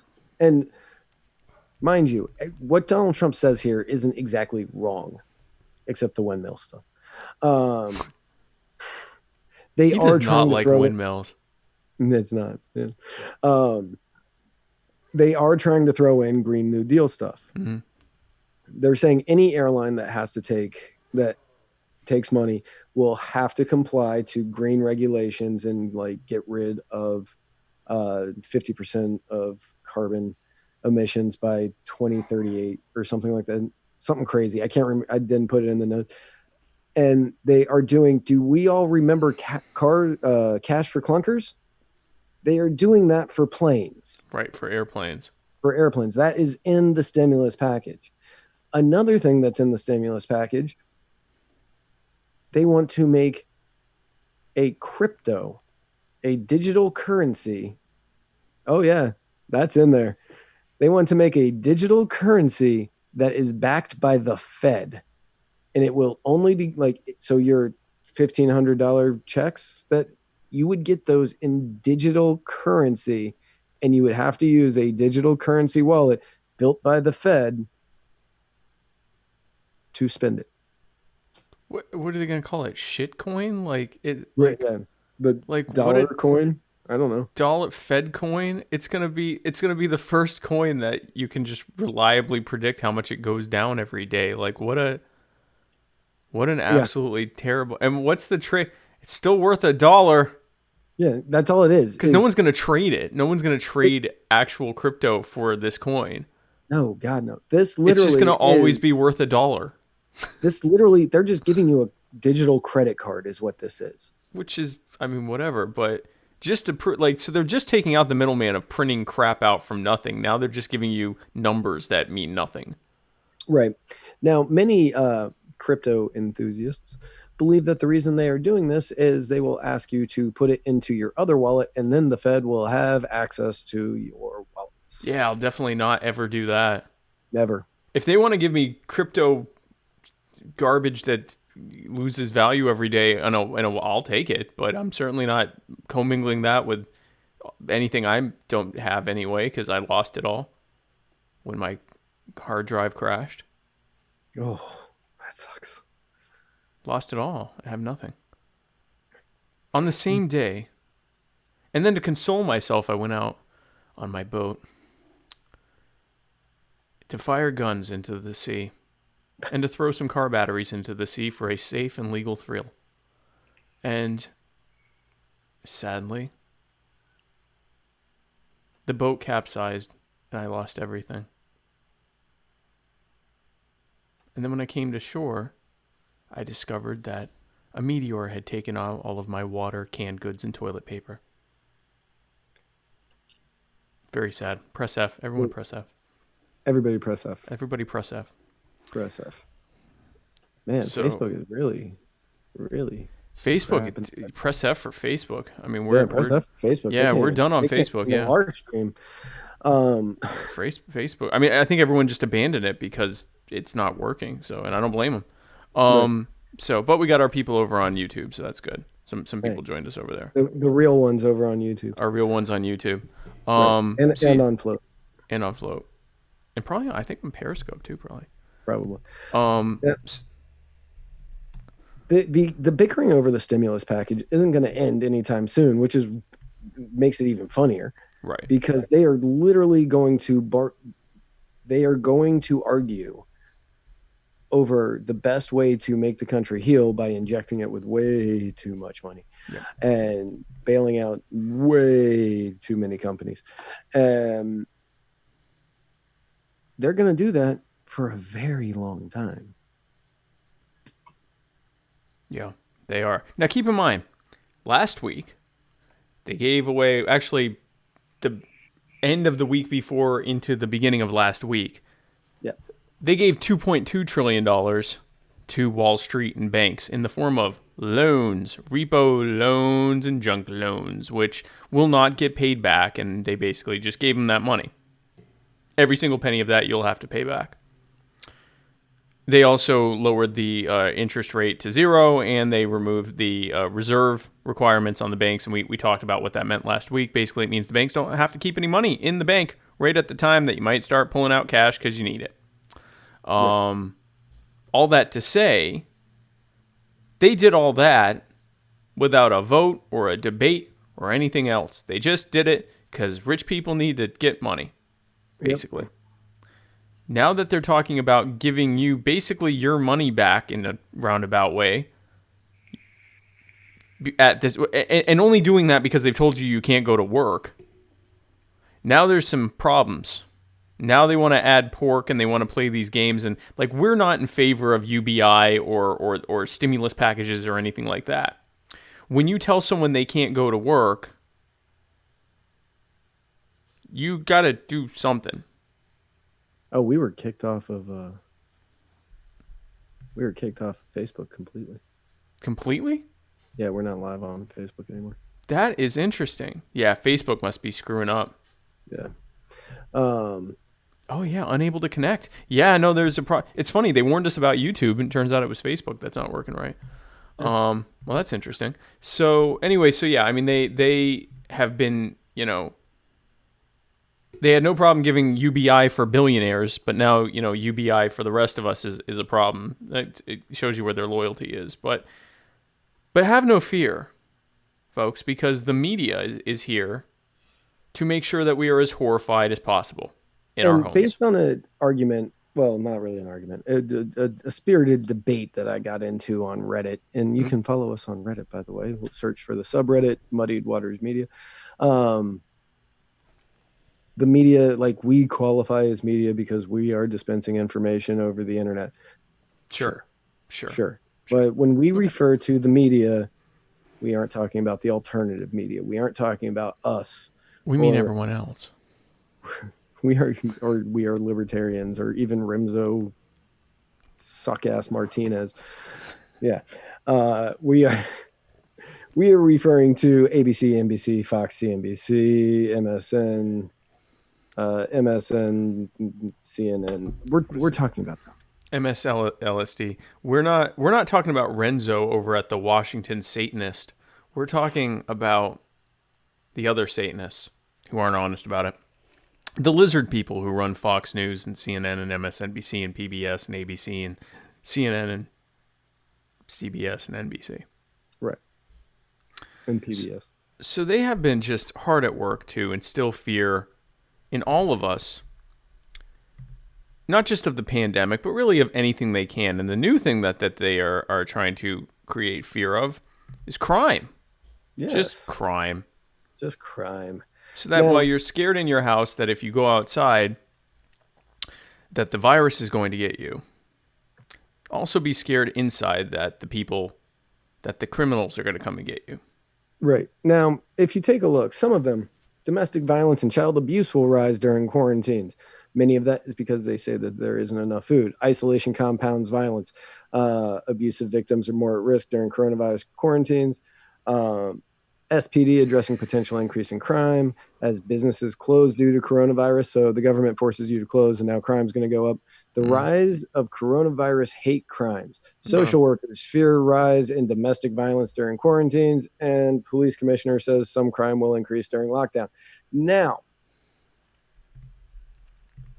they have spent so very, very long scaring you about coronavirus. And again, it's a serious thing. It's a very serious thing. It's a very serious thing. Yep. But now that they've got you locked in your house for the foreseeable future, now they're hitting you with, because you're locked in your house, the real crime might be happening there. Yeah. You're not safe anywhere, America. You're not safe anywhere.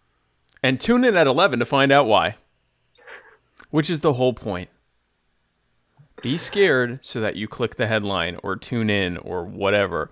Listen to us tell you what you need to be scared about next. Right. You won't believe what we have to say. And some places have been like releasing nonviolent offenders from prisons, which love it. Great. Do it. While other cities have been saying that they aren't going to be arresting people for crimes such as robbery and burglary, car theft, things along those. But if you keep your shop open past 8 o'clock, buckle up because you are going to jail. Yeah. At a time when we have an increased risk of people, robbing each other because they're desperate and scared and driven by media panic, or they just have more sitting ducks, they're not going to get in trouble. But if you've got your, Kava bar open past a certain time, you're screwed. Yep. And here's the Matt and I were talking about how these bans aren't effective. Again, let's be clear. You should be socially distancing. You should be limiting the amount of time that you're out. If you can do your job remotely, then do it. Those are all things that are good ideas to do to slow the spread of this illness, because the CDC screwed us by not allowing testing for COVID for the first month and a half of the outbreak, which would have allowed it to potentially be a containable thing like it has been in Japan and to some extent South Korea and apparently in Germany as well. Instead, we are still basically letting it run around untested, or our testing is not catching up with the actual spread of the illness because of how fast it's increasing now. So we're going to get some of the worst outcome that anyone's had. That's entirely because of the government not allowing us to do what we needed to do back when we could have. And so because of that, this is now a serious thing, and we probably need to limit our interactions with others. Here's why government bans don't work. Matt, in fact, I'll let you tell it about the Kava bar and what people were doing because of the rules around, interactions at the Kava bar. Right. So a lot of, actually all of Pinellas County here, there's no alcohol sales. All grocery stores are closing at 9 o'clock. There's a few things like retail shops can actually stay open with half capacity, but they've kind of made it where it's, if you aren't a retail shop, you are to go only. Like if you don't fall into an alcohol bar or sit down restaurant, they're like, hey, you're just go to go only. And many people are following that. Pretty much everybody's following that. Now, Kava bar people are a dedicated group of people, and God bless them for it. I will sit at a Kava bar for 6-7 hours and not even notice it. You're taking away what literally is these people's homes with these rules. Now, what are they doing instead? Are they sitting at home? No, they're still at the Kava bar, but since the Kava bars are all doing 10-minute hangout maximums, and then you have to leave, they're going and they're sitting out on the sidewalk outside of the view of the Kava bar and hanging out there until they need something, and then they come back in and get more, and then they leave and they go and they sit outside. On the sidewalk. On the sidewalk, where people are still walking around, where people are spitting, where people are sneezing, where people are coughing, breathing, whatever. Where all of this is going on, they are still outside. Now they're in that area doing it, where people who would never have come up to the Kava bar are stuck. Like, now they're out there just being gassed by people who potentially have it. Out there sitting in the coronavirus droplet drop zone. Yep. And then going back into the bar. Yep. And of course, when other places have been even more strict with shelter-in-place laws and said, well, you can't leave your house to do anything unless it's a grocery store or a bank, where now people huddle together in fear, desperately trying to get stuff, grabbing stuff, sneezing, coughing all over each other, basically being giant vectors, and those poor tellers there who are interacting with people every bit as much as healthcare workers are, except they have no protection. Because I guarantee you they don't have any masks or any gloves or anything else.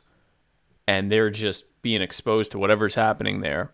And they've cut the hours off. So, for example, our Walmart used to be open 24/7. So during this time, I would go at like 2, 3 in the morning. So it was me and maybe 5, 10 other people in the whole store that were in there shopping. Now, if I need something, I have to be in with the rest of the hoi polloi as we're all not socially distancing and just staying really, really close to each other. Right. So that's a problem. Same thing with banks. These poor bank tellers touching stuff that's being given to them and giving stuff back. Basically just let's spread the disease as much as we possibly can. The next ratcheting up is to tell everyone, you can't leave your house, period. And guess what happens then? A bunch of people die from stuff like, eventually, stuff like starvation and lack of access to potable water, or they have a medical emergency, but they can't go anywhere because they don't have COVID, but it's some other type of medical emergency, or depression and anxiety sets in and, they hurt themselves, or people start getting really desperate because they aren't even able to go outside long enough to see other people, and they start thinking the worst, and they start raiding their neighbors, or people get so stir crazy that they just start illegally getting together and hanging out because they can't take it anymore. Yep. These things don't work. South Korea had some restrictions, but they didn't have to do heavy restrictions because they were able to contain it. They were able to widely test it as soon as they had a real outbreak. And now what they're doing is they are able to basically, when cases come up, they contain those people, they're treating the people. Everyone else is going into a more socially distanced, way of living. But for the most part, they haven't had to shut their economy down. They've figured out ways to do things remotely. They figured out ways to do things with less interaction, and they're doing what they can to keep the spread as low as possible. Not touching each other, staying far away from each other, and all of that stuff. Because they're choosing to do it. See, when you force someone who doesn't think this is a big deal into doing certain behaviors, they're going to do other behaviors that either skirt the law or are legal but not within the spirit of that law, and continue to spread the illness. It doesn't really work. It slows it. I shouldn't say it. It slows it a little, but it creates other problems that in some ways are worse than what it's trying to make better. So the bans don't work. We are clear here that we should be socially distancing. We should stop trying to pretend this thing is a hoax or not, it's just the cold. It's not as serious. It's, H1N1 was worse and all that stuff. We can dispense with that. But the bans don't work. Or they don't work to the extent that it's worth what it does to people over and above that.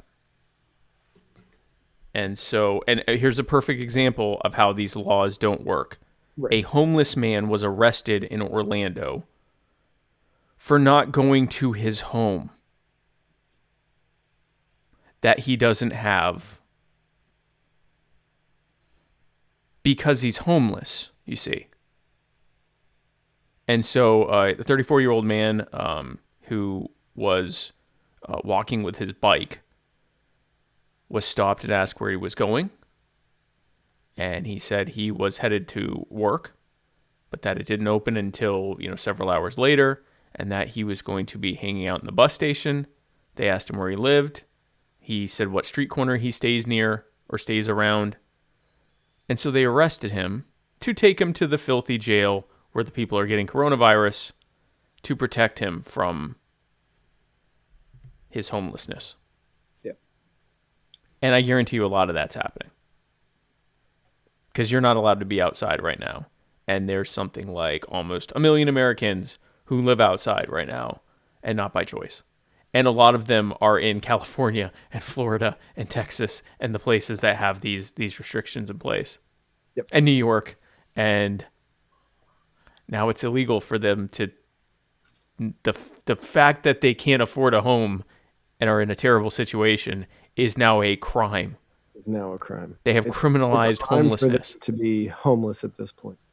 So they're gonna get a record, a criminal record, for being homeless. Yep. For their health. So we ask if quarantines work. In our quarantini segment, we were saying we were drinking quarantinis, which is he's having Kava and I'm having the last little bit of orange juice we have because we couldn't get any more. For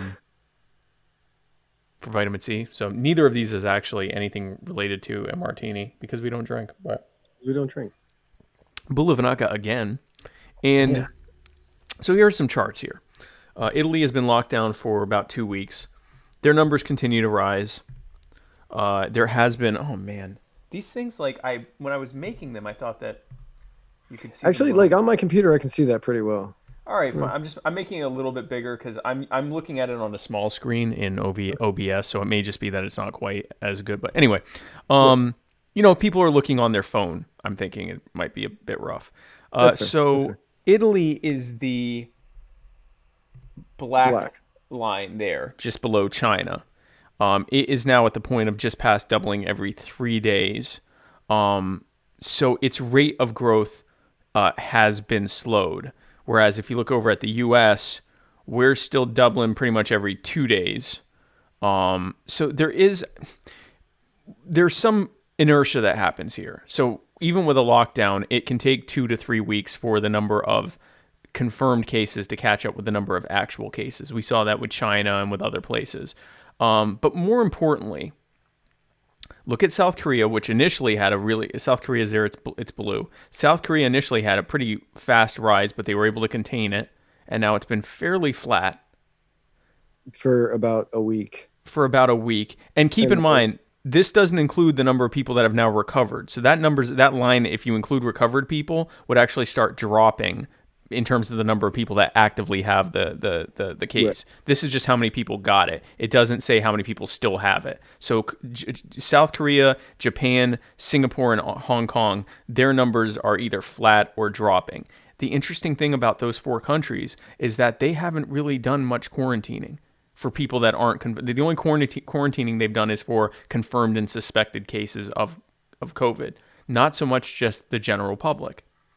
What do they have in common? The things they have in common are that they have encouraged people to do the smart stuff, to do the social distancing and everything. They have been active in testing everyone, even asymptomatic people, and they have very quickly contained people when they get the virus. Also, in South Korea and Japan, they have one country has 13 beds per capita, hospital beds per capita.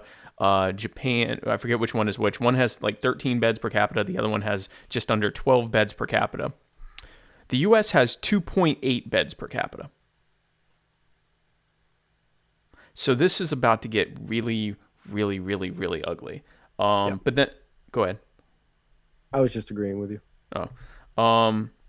So then we have, so to break down how things are happening between some of the most prominent American states and Italian states and Spain as well, and China. Here is the rate there, and I'm gonna make it bigger again, just so I can see it. But so New York is shooting up. What was your analogy there? Moving like the technology graph. Yeah. Yeah. It's just shooting straight up. It's there at the bottom left. It's doubling pretty much every day. It's actually moving at a slightly higher speed than doubling every day. No, it's just slightly under.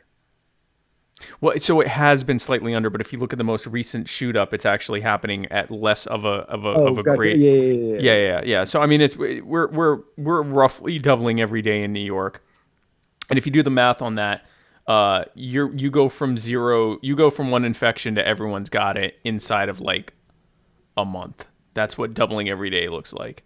Right. Madrid not doing much better. They're doubling just under every 2 days.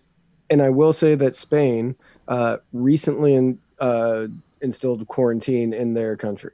Yep. And you look at all these different states. Washington has bent the curve. They were kind of ahead of the curve of getting it and have been kind of proactive. But again, if you look at the areas that are doing the best, with the exception of Wuhan, China, which I'm sorry, I don't believe their numbers. And this isn't China-phobia or anything like that. I don't trust their government. Their government consistently lied about coronavirus and COVID for a month. Yep. They didn't even tell anyone for 2 or 3 weeks.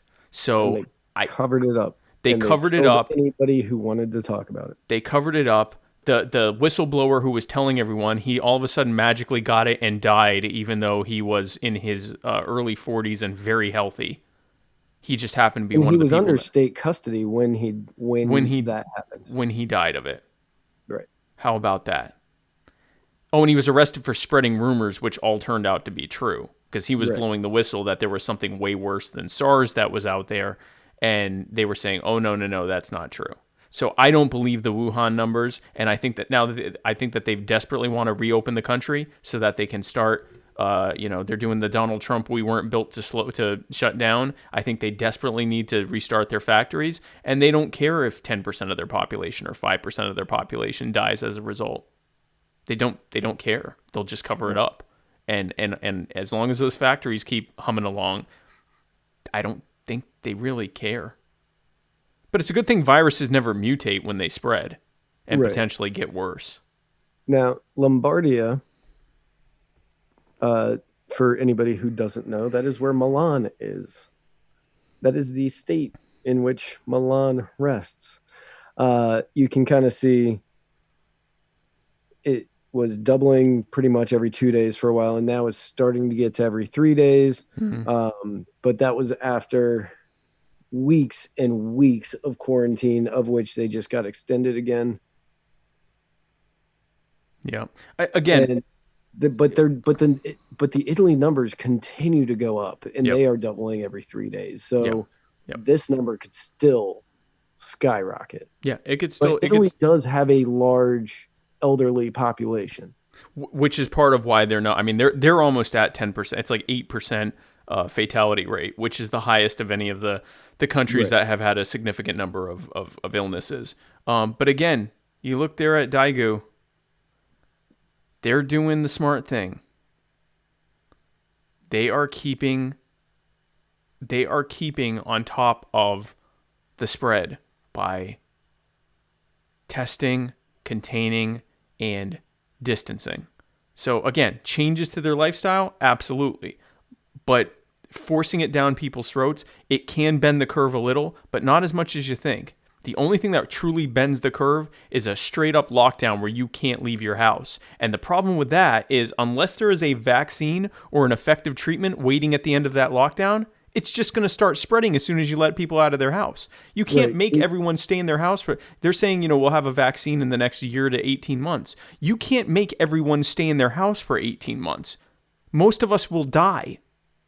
Now, somebody I know who is very knowledgeable on all sorts of topics, including medical stuff, and he posted, and I'm not going to say his name because I don't know if he wants people messaging him about this stuff. So you guys are just going to have to take my word on it. Okay. He's saying that 2 weeks is not enough of a lockdown because that the virus lives for 2 weeks, it may take 2 weeks for you to pass it to somebody else. Yep. Like just randomly, that could be what it is. So for all 325 million Americans, give or take, we would have to be locked down for 144 weeks to make sure that it moved through everybody it was going to move through. Yeah. 144 weeks. That's almost 3 years. Yeah. Yeah. And that's why long term, again, if they said we're going to have, if it were like the movie Contagion where they had a vaccine in 4 months or whatever it was, okay, great. We just hang out for a month or two until the vaccine's out there. Still not very feasible, but okay. That's not how it works in the real world. It's actually a modern medical miracle that they can expect a vaccine to be ready in the next year to year and a half. I mean, it used to be like 4 years. So just the fact that we're anywhere near it is incredible, and there's no guarantee that it'll happen. Hopefully this hydroxychloroquine and azithromycin cocktail, or this other cocktail of HIV meds that has been tried, hopefully one of those will really, be an effective treatment for this, or at least help, make it a little bit less rough. But if not, it's just going to keep spreading, and no one has a natural immunity to it until they've gotten it. And there have been some reported cases of reinfections. Like, there's not a good way to deal with this long term other than making changes in how we do things voluntarily and changing things in how we do stuff so that we can do it long term until we've got this under control, either with a vaccine or a treatment or something else. More stuff being done remotely where you can still do business and still interact with people. More social distancing when you do have to be out. Freeing markets so you can go to the store when you want to, instead of all being huddled together with every other idiot that has COVID. Not trying to tell people what to do, because ultimately they're going to find something else to do, which is worse, like sitting on the sidewalk. And how the politicians are treating the stimulus package, where they're trying to put in their own little agendas in there. Right. Like Donald Trump says, the Green New Deal, throwing Green New Deal stuff in it. Right. Republicans making sure that they're looking out for, their good buddies, whatever. Whatever they do during this time period that we don't get upset about, they will be able to do whenever they want. Mm-hmm. So they'll be able to shut down. They'll be able to shut down businesses for anything that they're like, oh, no, it's an emergency. We need to shut everything down. Yep. They'll be able to take that away. They'll be able to say, you have to stay in your house. They're going to say you have to do whatever. Like, you're going to have to take these vaccinations. You're going to have to do this. You're going to have to do that. Yep. Whatever they are saying that you need to do, and I guarantee you, 60% of America is just going to have it spoon-fed to them and be like, no, this is what we need to do in order to make sure that everything's okay, whatever. That is going to give them the green light to be able to do it whenever they want. And that's the problem. That's the problem. And that's the problem. Yep. Now, if everybody who had it or suspected had it, or they had the testing available early so everybody could have gotten tested, then the people who were tested would be like, hey, you need to kind of please, be a bro and stay in your house for 2 weeks. Just be cool about this. And, we don't have. And if we could keep that number low enough, stay in your house, and we're going to bring really good treatment to you, or go to this hospital where we have it specifically set up for the handful of, COVID patients that are going to just be popping up that we can't do anything about, but keep the numbers in the hundreds or thousands instead of tens of thousands, hundreds of thousands, millions, tens of millions, whatever. Keep it in a manageable amount so that when it does come up, you say, okay, either stay at home and we'll bring services to you, or go to this hospital and we will take care of you there, or this unit in the hospital that takes care of, patients that are dealing with this, and we'll take care of you there. That's an effective way to do it. As opposed to, we still don't know how many people have it. My guest, Jordan Logue, on my show, my episode of My Fellow Americans last week, he flat out said, at this point, it is safe to assume that anywhere between 5% and 50% of the population already have it. Now, so that's anywhere between, let me do the numbers here, between about 16 and 160 or so million people that have it already. And it doubles every 2 days. So it's already safe to assume that a lot of people have it.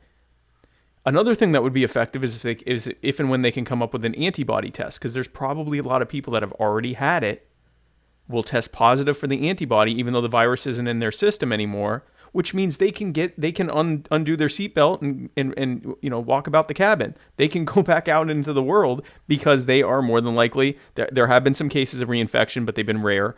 And they're usually people that were immunocompromised or very sick. For the most part, people that had it and have recovered fully from it can now go back out and not be scared of getting it again. They can still potentially spread it to others, so they still need to be careful and still do the social distancing and stuff, but they don't have to worry about getting it anymore. That would be helpful. So there's a lot of things that would be really helpful if people did it, and if the government, even with the government having already screwed us, it would be helpful if we did these things because it's the right thing to do. I want to speak again to libertarians. If the government gives you good advice, whether or not they're ordering you to do it, I understand the impulse to do the opposite. But for example, if tomorrow the government announced that it was illegal to blast yourself in the face with a flamethrower and you better not do it or we're going to take your remains and throw them in jail, I'm going to advise you very strongly to not shoot yourself in the face with a flamethrower. Not because it's illegal, and I know how tempting it is to do it because they told you not to, but because it's a bad idea to do that. Right. So this would be a slightly less extreme example of that. Yes, they're telling you to do something you should actually want to be doing even more in terms of your limiting interactions and social distancing and things like that. It sucks that they're doing it this way, and we need to speak out against it. Like Matt was saying, we absolutely need to say that it's tyranny. But in the same breath, we need to be saying that instead of doing that, they need to be focusing on letting us test and letting us, build the products and the things that will make it easier for us to be able to treat this illness, and to remove the certificate of need laws so that we can build more hospitals, and remove the IP patent laws so that we can make more of these, treatments and these medical devices without having to pay a fortune in licensing fees, and remove all of the red tape to being able to build new facilities to do these things. That would be an effective time well spent, an effective use of your time, as opposed to saying, hey, let's all go and lick doorknobs together and be armed in case the police show up. That's an ineffective use of your time. It might feel better, but it's not going to feel better if you get sick, and it's definitely not going to feel better if you make someone that you love sick, and it's not going to feel better when the public looks at you and goes, oh, so they are what we were told they are. So let's not do that.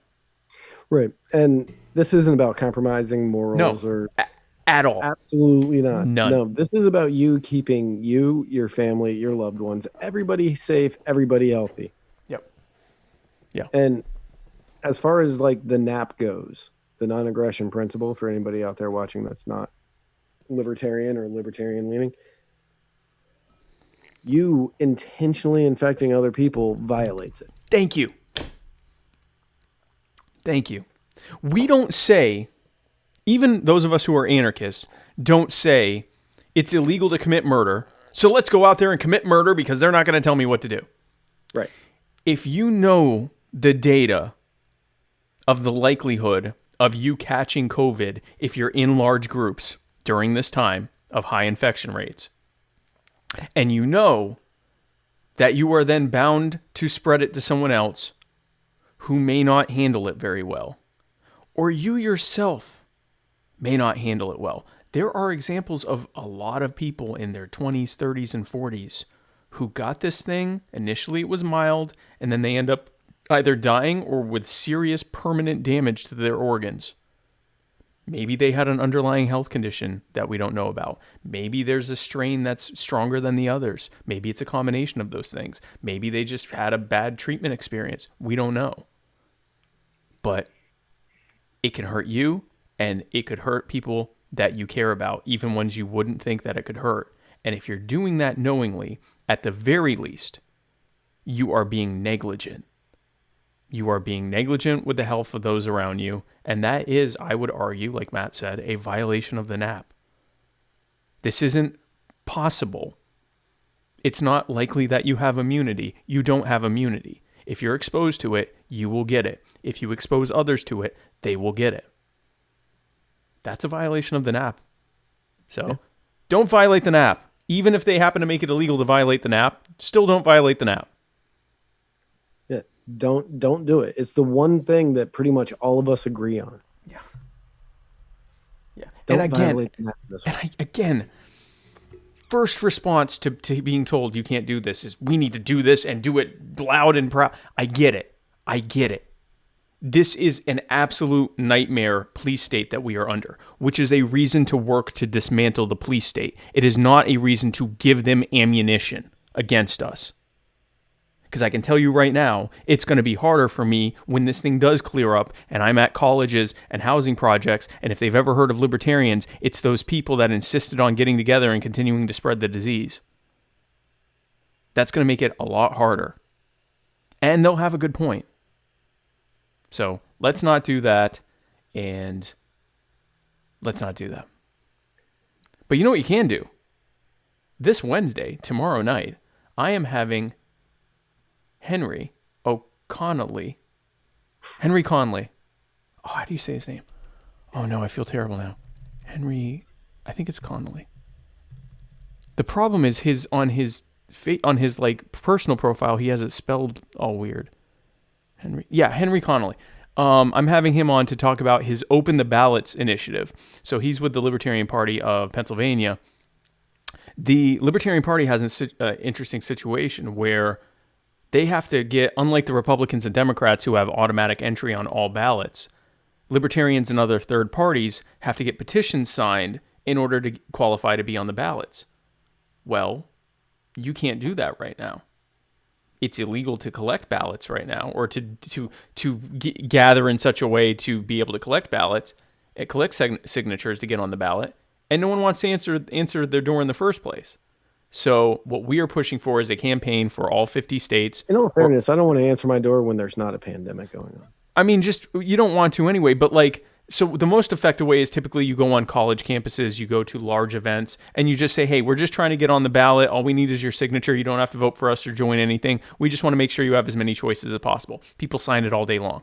You have to, and in some states you have to get hundreds of thousands of signatures. It's absolutely ridiculous and pay ridiculous filing fees. The Republicans and Democrats get on instantly. They don't have to do anything because that's what the law says.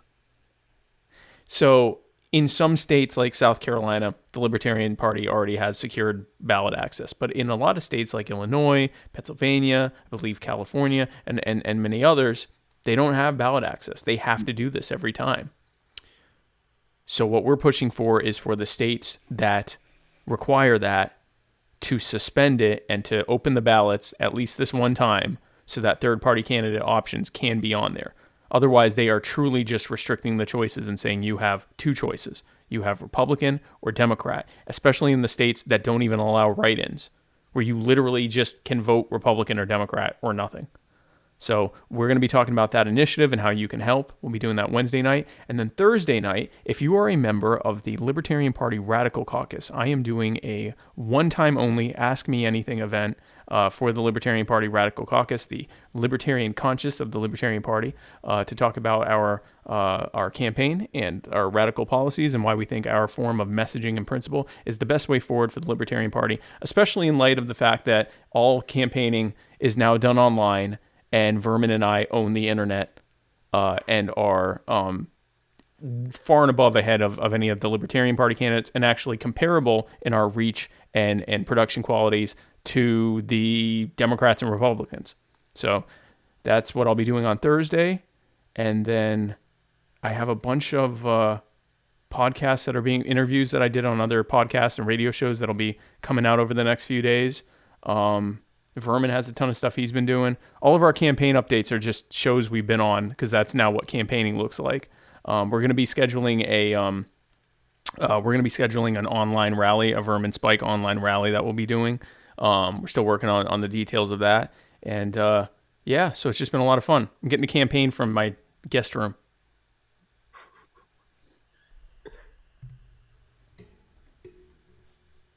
So yeah. Oh, you got anything else for today? No, I think that's it. You got anything? No. So if you happen to be quarantined and you're surfing the old interwebs, swing on by Facebook at facebook.com/muddiedwatersmedia. You can find us on YouTube at youtube.com/muddiedwatersmedia. You can find us on Anchor at anchor.fm/muddiedwaters. No media, just Muddied Waters. You can find us on Float at flote.app/muddiedwatersmedia.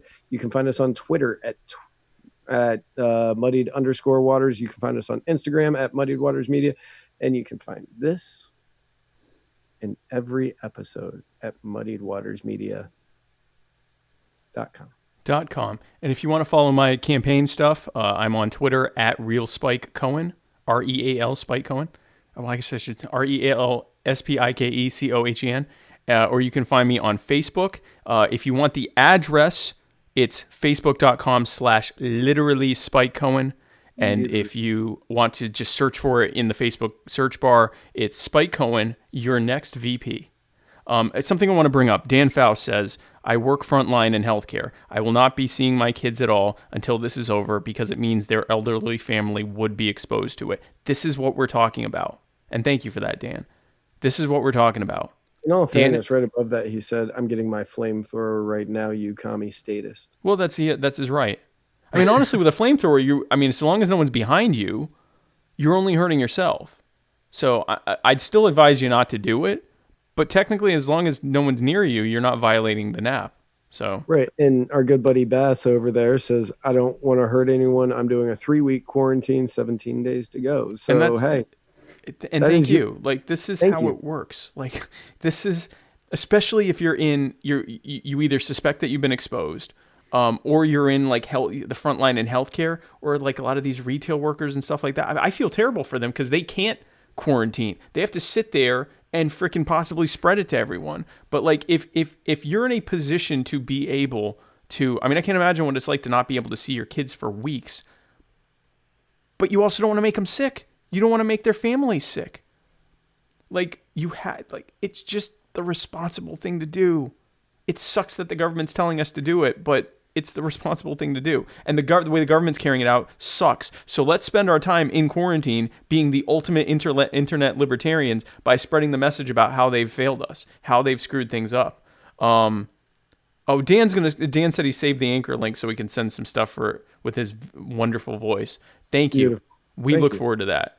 We look forward to that. So guys, just stay safe and, stay healthy and, don't touch anyone. Don't touch your face until you've washed your hands.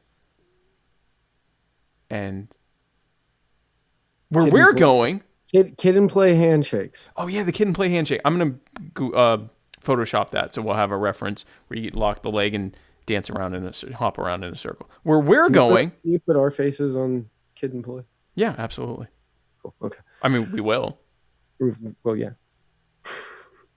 I was picturing having each of us do the pose and then locking them together in Photoshop, but you're right. Okay, it would be, yeah, but no, it'd actually be way easier to just put us on Kid and Play, because then I'd get to have the hair. Well, you get to have the hair. Yeah. I get to have the hair. You get to have the hair. Oh. Do you want me to? Dan's saying I didn't have the call-in segment on my show. I'll bring the call-in segment. Dan, if you tune in tomorrow night, I will do the call-in segment, and you can talk with me and Henry. And where we're going... We don't need roads. I got to pull the thing up.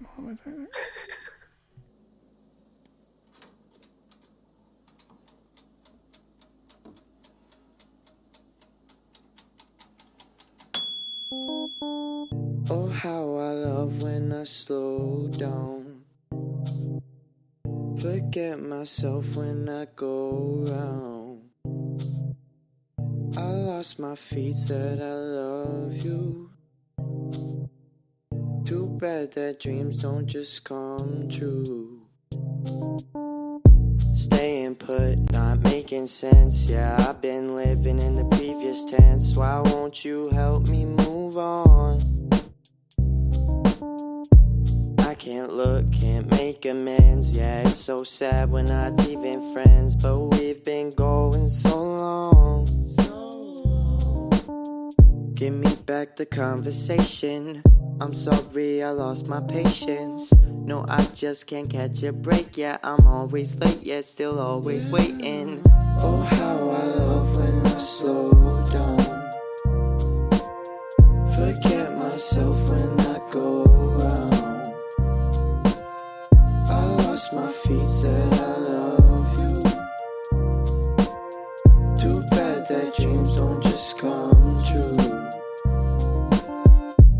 Kicking it in my banana pants, having fun hitting that bananagram. I love just wasting my time. Wasting my time, oh my gosh. Hating it, checking my Instagram.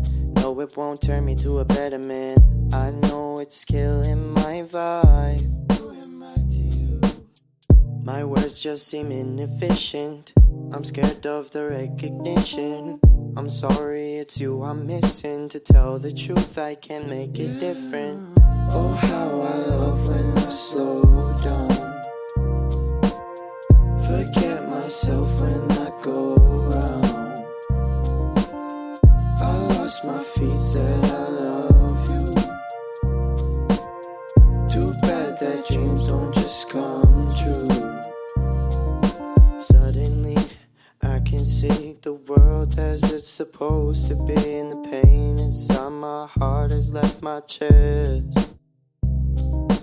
Honestly, we can be anyone we wanna be, and the world can put our worry down to rest. But I can't find another broken light to brighten my life up. I can't hold another broken soul to know it's over. No, it's not over. You are so cool. Yeah. Oh, how I love when I slow down. Forget myself when I go round. I lost my feet, said I